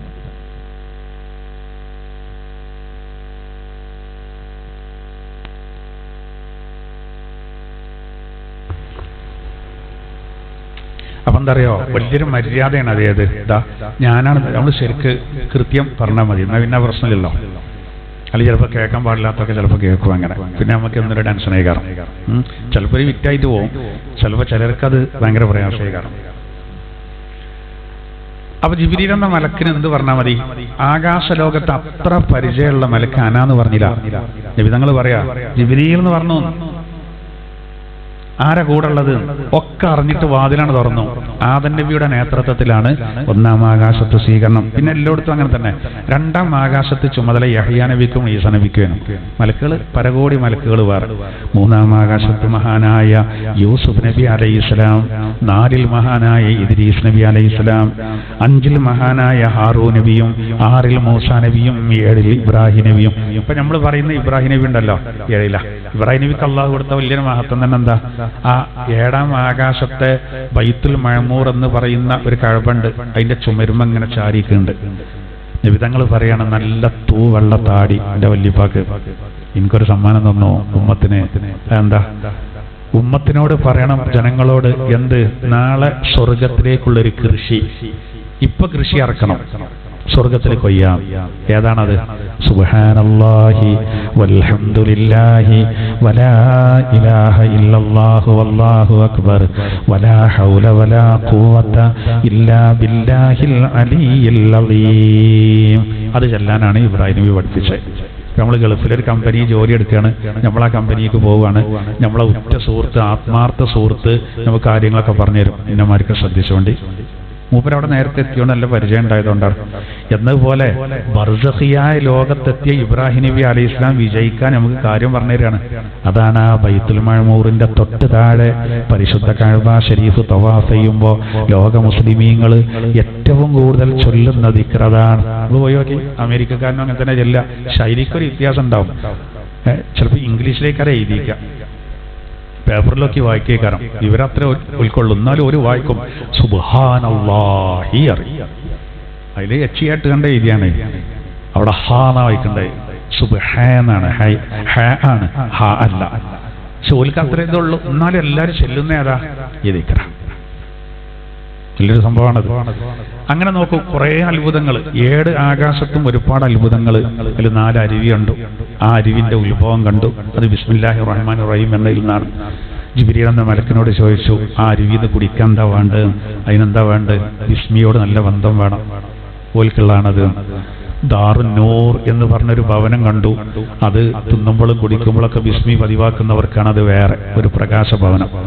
ബൈത്തുൽ ഹംദ് കണ്ടു. അത് ചെറിയ കുട്ടികൾ മരിച്ച മാതാപിതാക്കൾക്ക് അവർ ക്ഷമിച്ചതിന് കിട്ടാനുള്ളതാണ് ബൈത്തുൽ ഹംദ്. അങ്ങനെ ഒരുപാട് അത്ഭുതങ്ങൾ കണ്ടു. ആ കൂട്ടത്തിൽ വളരെ വേദനാജനകമായ രംഗങ്ങളും കണ്ടു. അത് നരകാണ്. അത് സഹിക്കാൻ കഴിഞ്ഞില്ല. മറ്റേത് ഭയങ്കര സന്തോഷമായിരുന്നു. നരകം കണ്ടപ്പോൾ സന്തോഷമൊക്കെ പോയി.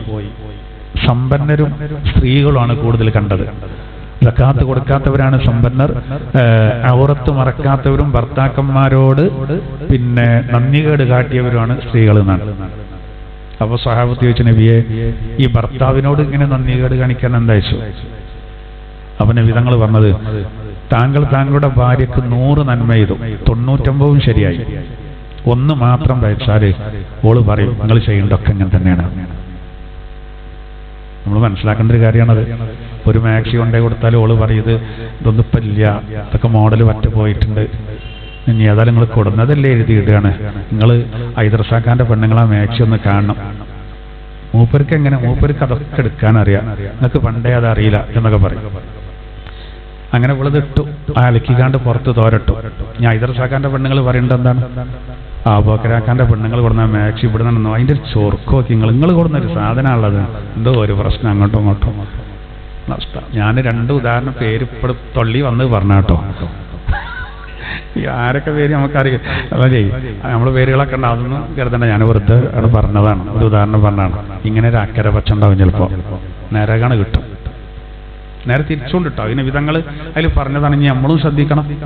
ഇതൊരു ഫുഡ് ഉണ്ടാക്കിൻ്റെ കോലുള്ളത് നല്ല ഉഷാറേക്കാറ്, നല്ല ചോറും കൂട്ടാനൊക്കെ തന്നിട്ട് ഒരു നന്ദി വാക്ക് പറഞ്ഞാൽ ഇനി പോളറ്റ പൊന്തുവോ എന്നുള്ളൊരു പേടി നമുക്ക്.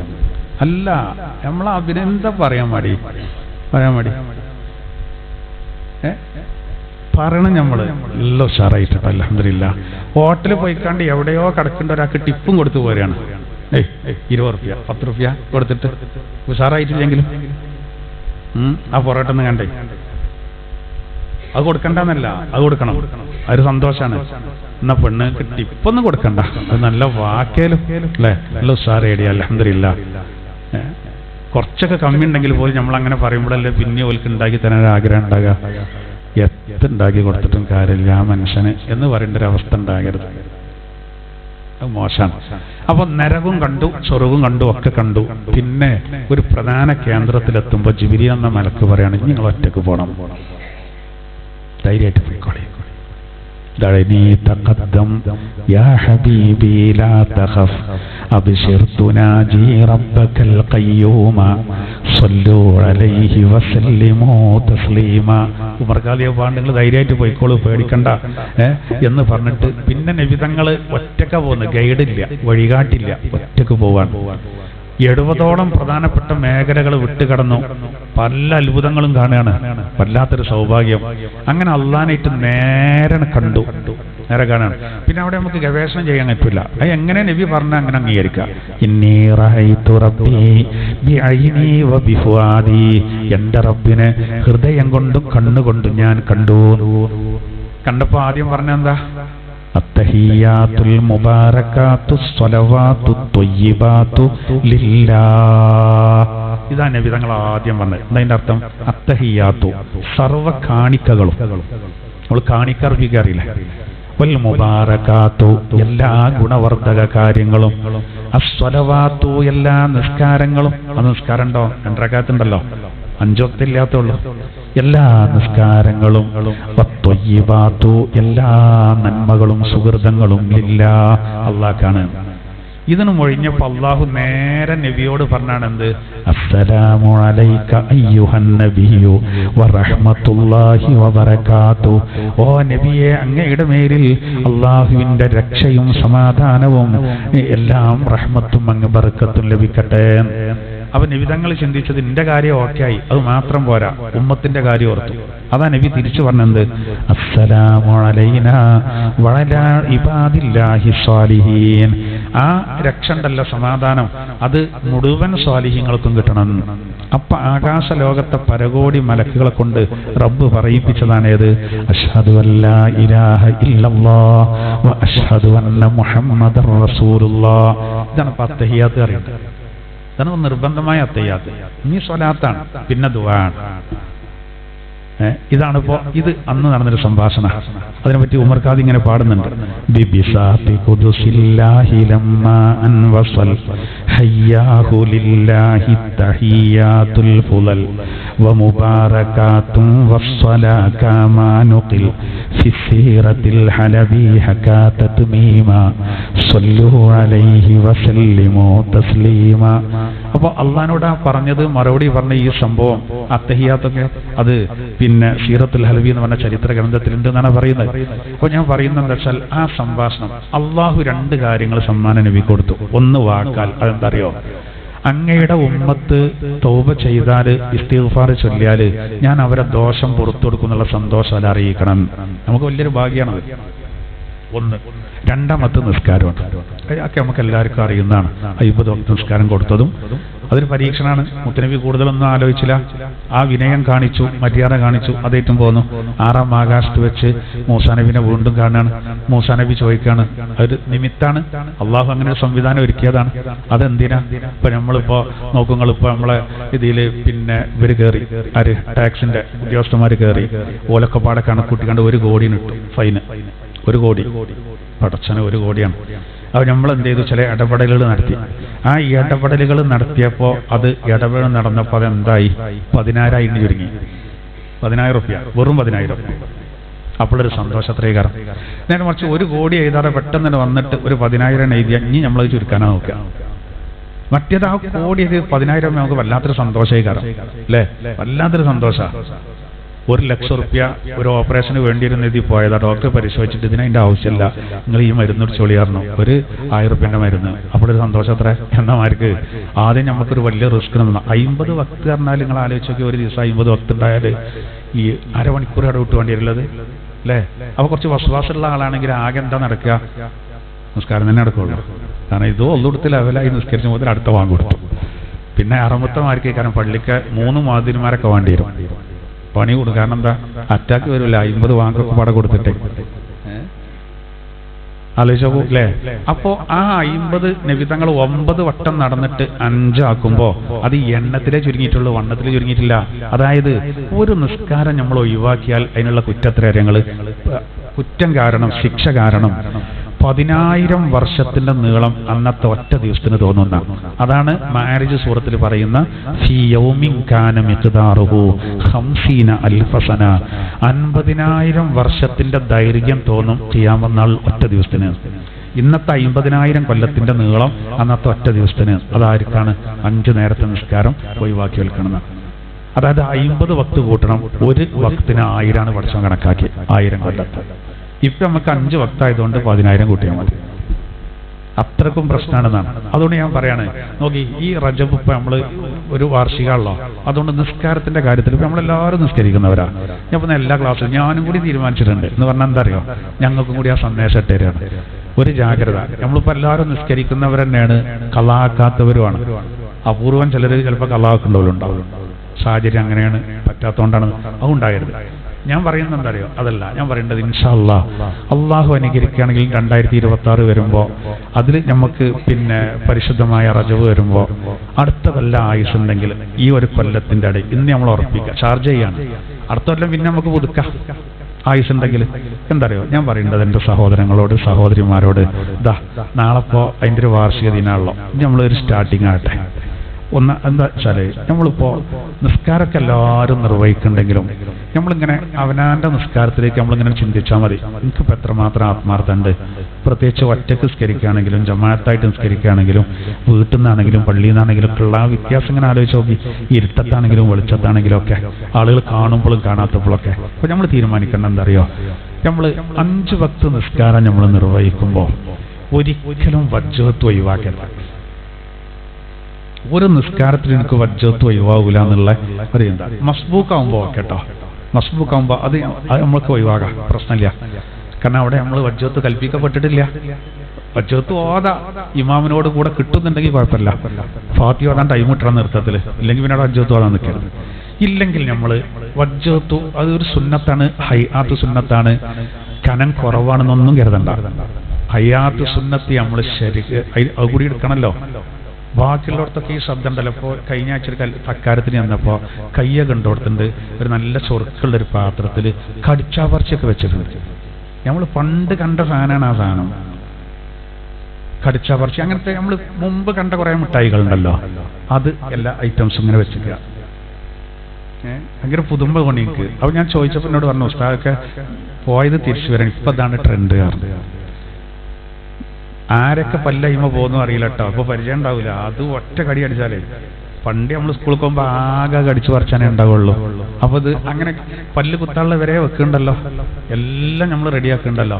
ഒരു സൽക്കാരാണെങ്കിൽ ഞങ്ങൾ നോക്കി നമ്മൾ നിസ്കാരമാകുമ്പോൾ നമ്മൾ വിവരം ഉണ്ടായാലും പ്രശ്നമാണ്. അതായത് അടൂത് വതൽ നിർബന്ധമില്ല, വജ്ജത്ത് നിർബന്ധമില്ല, ആമീൻ പറയൽ നിർബന്ധമില്ല, സൂറത്ത് നിർബന്ധമില്ല, നിർബന്ധം ഫാത്തിഹ ബിസ്മി വലല്ലാലിൻ വരെ.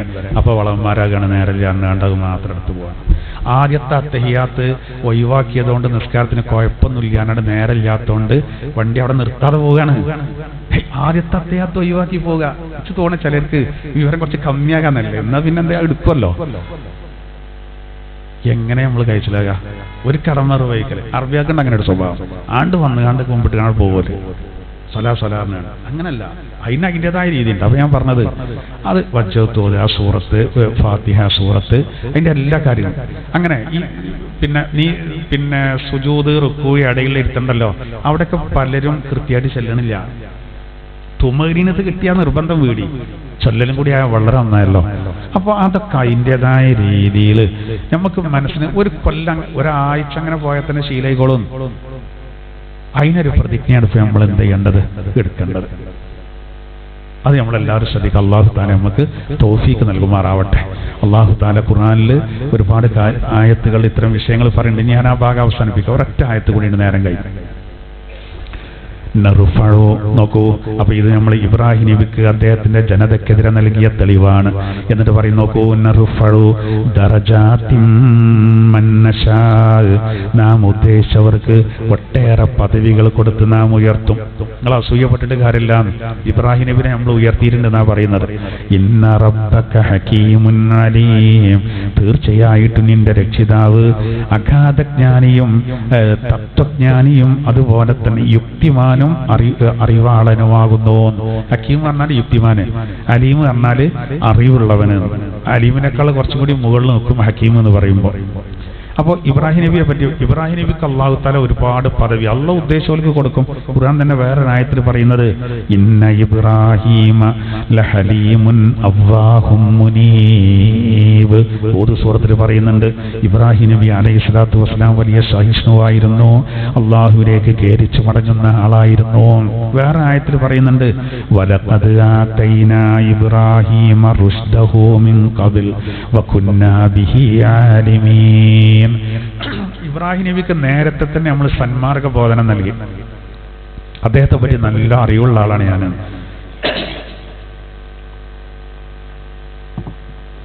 ആ ഇബ്രാഹിം നബിയോടാണ് ഇവർ പറയേണ്ടത്, താങ്കൾക്ക് കുരുത്തകളോട്ടോ. അല്ല പറയാ, മൂപ്പര് എനിക്ക് നേരത്തെ അറിയണ്ടാണ് ഇബ്രാഹിം നബിനെ.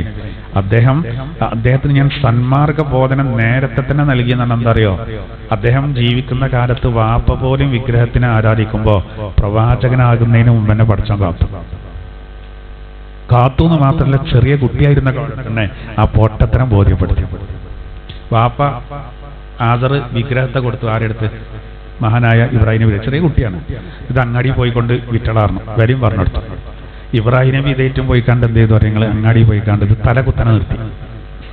ഇത് തലകുത്തനെ വെച്ചു. എന്നിട്ട് കുറെ മണ്ണുകൊണ്ട് എന്ത് ചെയ്യും? തലന്റെ അവിടെ മൂടിക്കാണ്ട് ആൾക്കാരെ വിളിച്ചെത്തിയാണ്. ഇതൊരു ഉപകാരം കിട്ടൂല കേട്ടോ. പാണി കൊണ്ടുപോയി പൊളിയാ. ആരെങ്കിലും കൊണ്ടുപോവാ? ആരെങ്കിലും കൊണ്ടുപോവാ? ഇതിപ്പോ പൂളക്കേങ്ങ് വാപ്പ വെക്കാൻ മകന്റെ അടുത്ത് കൊടുത്തിട്ട് ഇപ്പം പള്ളിന്റെ അവിടെ പോയി പറഞ്ഞു. ഗുഡ്സൈറ്റ് അവിടെ കൊണ്ടുപോയി നിർത്തിയിട്ടും ആൾക്കാരൊക്കെ വിളിച്ചെടുത്തി. നല്ല കൈപ്പുള്ള പൂള എന്ന് പറഞ്ഞാൽ ആളുകൾ കൈപ്പുള്ള പൂള ഇവനാകെ വട്ടായി കൊണ്ടെഴുതി. ആൾക്കാർ വാങ്ങൂലല്ലോ. അങ്ങനെ വാപ്പാന്റെ കച്ചവടം പൊളിച്ചാൽ അങ്ങനെ ഉണ്ടാവും. ആ പരിപാടി അടുത്ത് അതാണ് പരിശുദ്ധ ഖുർആനിൽ അല്ലാഹു തആല അംബിയാ സൂറത്തിൽ പറയുന്നുണ്ട്, നേരത്തെ തന്നെ കൊടുത്തു. അപ്പൊ അള്ളാഹു ഓരോരുത്തർക്ക് ഓരോ സ്ഥാനം കൊടുക്കുന്നതാണ്. അല്ലാഹു തആല ഇബ്രാഹിം നബിയുടെ മാർഗത്തിൽ ജീവിക്കാൻ നമുക്ക് എല്ലാവർക്കും തൗഫീഖ് നൽകുമാറാവട്ടെ. എന്ന് അർത്ഥം വെക്കാം. ബിസ്മില്ലാഹിർ റഹ്മാനിർ റഹീം. വഹാജഹു ഖൗമുഹു. അദ്ദേഹത്തിന്റെ ജനത അദ്ദേഹത്തോട് ഇബ്രാഹിം നബിയോട് വാഗ്വാദം നടത്തി. ഖാല അതുഹാജ്ജൂനി ഫില്ലാഹ്. അദ്ദേഹം അവരോട് തിരിച്ചു പറഞ്ഞു, നിങ്ങൾ അല്ലാഹുവിന്റെ വിഷയത്തിൽ എന്നോട് തർക്കിക്കുകയാണോ? വഖദ് ഹദാൻ. അല്ലാഹു ആകട്ടെ എനിക്ക് ഹിദായത്ത് നൽകിയിരിക്കുന്നു. വലാ അഖാഫു മാ തുശ്രികൂന ബിഹി. അല്ലാഹുവിനോട് ഏതൊക്കെ വസ്തുക്കളെ നിങ്ങൾ പങ്കു ചേർക്കുന്നുവോ ഞാൻ അവകളെയൊന്നും ഭയപ്പെടുന്നില്ല. ഇല്ലാ അൻ യശാ റബ്ബി ശൈആ. എന്റെ റബ്ബ് ഉദ്ദേശിച്ചത് മാത്രമേ സംഭവിക്കുള്ളൂ. അത് മാത്രമേ ഇവിടെ സംഭവിക്കൂ. ഞാൻ എന്തിനു പേടിക്കണം? വസിയ റബ്ബി കുല്ല ശൈഇൻ ഇൽമാ. എന്റെ റബ്ബ് അവന്റെ അറിവ് വളരെ വിശാലമാണ്, പൂർണ്ണ ജ്ഞാനത്തിന്റെ ഉടമയാണ്. അഫലാ തതദക്കറൂൻ. നിങ്ങൾ ചിന്തിക്കുന്നില്ലയോ? വകൈഫ അഖാഫു മാ അശ്റക്തും. അല്ലാഹുവിനോട് ഏതൊക്കെ വസ്തുക്കളെ നിങ്ങൾ ശിർക്ക് വെച്ചോ ഞാൻ എന്തിന് അവകളെ പേടിക്കണം? വലാ തഖാഫൂന അന്നകും അശ്റക്തും ബില്ലാഹ്. അല്ലാഹുവിനെ കൊണ്ട് നിങ്ങൾ ശിർക്ക് വെക്കുന്നു, അതിനെ നിങ്ങൾ പേടിക്കുന്നില്ല. റബ്ബിനോട് പങ്കു ചേർക്കുന്നതിൽ നിങ്ങൾക്കൊരു ഭയവുമില്ല. പിന്നെ ഞാൻ എന്തിന് ആ വസ്തുക്കളെ പേടിക്കണം? മാലം യുനസ്സിൽ ബിഹി അലൈക്കും സുൽത്താന. അങ്ങനെ ആരാധിക്കാൻ അല്ലാഹു നിങ്ങൾക്ക് ഒരു പ്രമാണവും ഒരു രേഖയും നൽകിയിട്ടില്ല. ഫഅയ്യുൽ ഫരീഖൈനി അഹഖു ബില്ലം. നമ്മുടെ കൂട്ടത്തിൽ ഏത് കക്ഷികൾക്കാണ് കൂടുതൽ നിർഭയത്വം? ഇൻ കുൻതും തഅലമൂൻ. നിങ്ങൾ അറിവുള്ളവരാണെങ്കിൽ മനസ്സിലാക്കിക്കോളൂ, ആർക്കാണ് കൂടുതൽ നിർഭയത്വത്തിന് അവകാശം? അത് ഞങ്ങൾക്കാണ്. ഇബ്രാഹിം നബി പറയുന്നത്, അല്ലദീന ആമനൂ വലം യൽബിസൂ ഈമാനഹും ബിളുൽം. സത്യത്തിൽ വിശ്വസിക്കുകയും വിശ്വാസത്തോട് ശിർക്കിനെ, അതാണ് വലിയ അക്രമം, അതിനെ കലർത്താതിരിക്കുകയും ചെയ്തവർ, ഉലൈക ലഹുമുൽ അംൻ. അവർക്കാണ് നിർഭയത്വം. വഹും മുഹ്തദൂൻ. അവർ നിർമാർഗം പ്രാപിച്ചവരുമാണ്. വതിൽക ഹുജ്ജതുനാ ആതൈനാഹാ ഇബ്രാഹീം അലാ ഖൗമി. ഇബ്രാഹിം നബിക്ക് നാം തെളിവ് നൽകി തന്റെ ജനതക്കെതിരെ. ആ തെളിവാണ് ഈ പറഞ്ഞത്, നർഫഉ ദറജാതിൻ മൻ നശാ.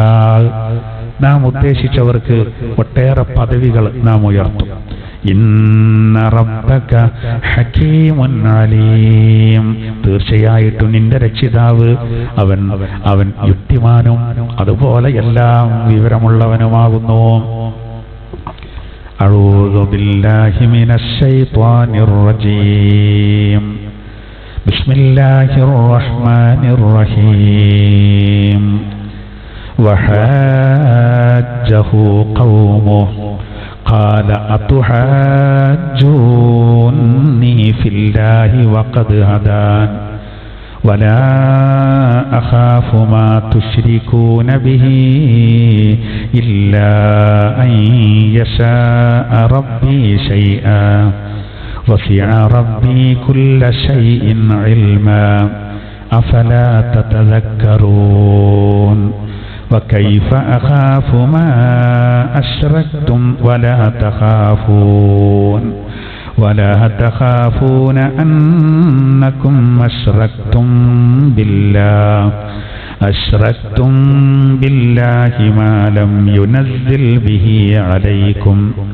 ما لم ينزل به عليكم سلطانا فأي الفريقين أحق بالأمن إن كنتم تعلمون الذين آمنوا ولم يلبسوا إيمانهم بظلم أولئك لهم الأمن وهم مهتدون وتلك حجتنا آتيناها إبراهيم على قومه نرفع درجات من نشاء إن ربك حكيم عليم صدق الله العلي العظيم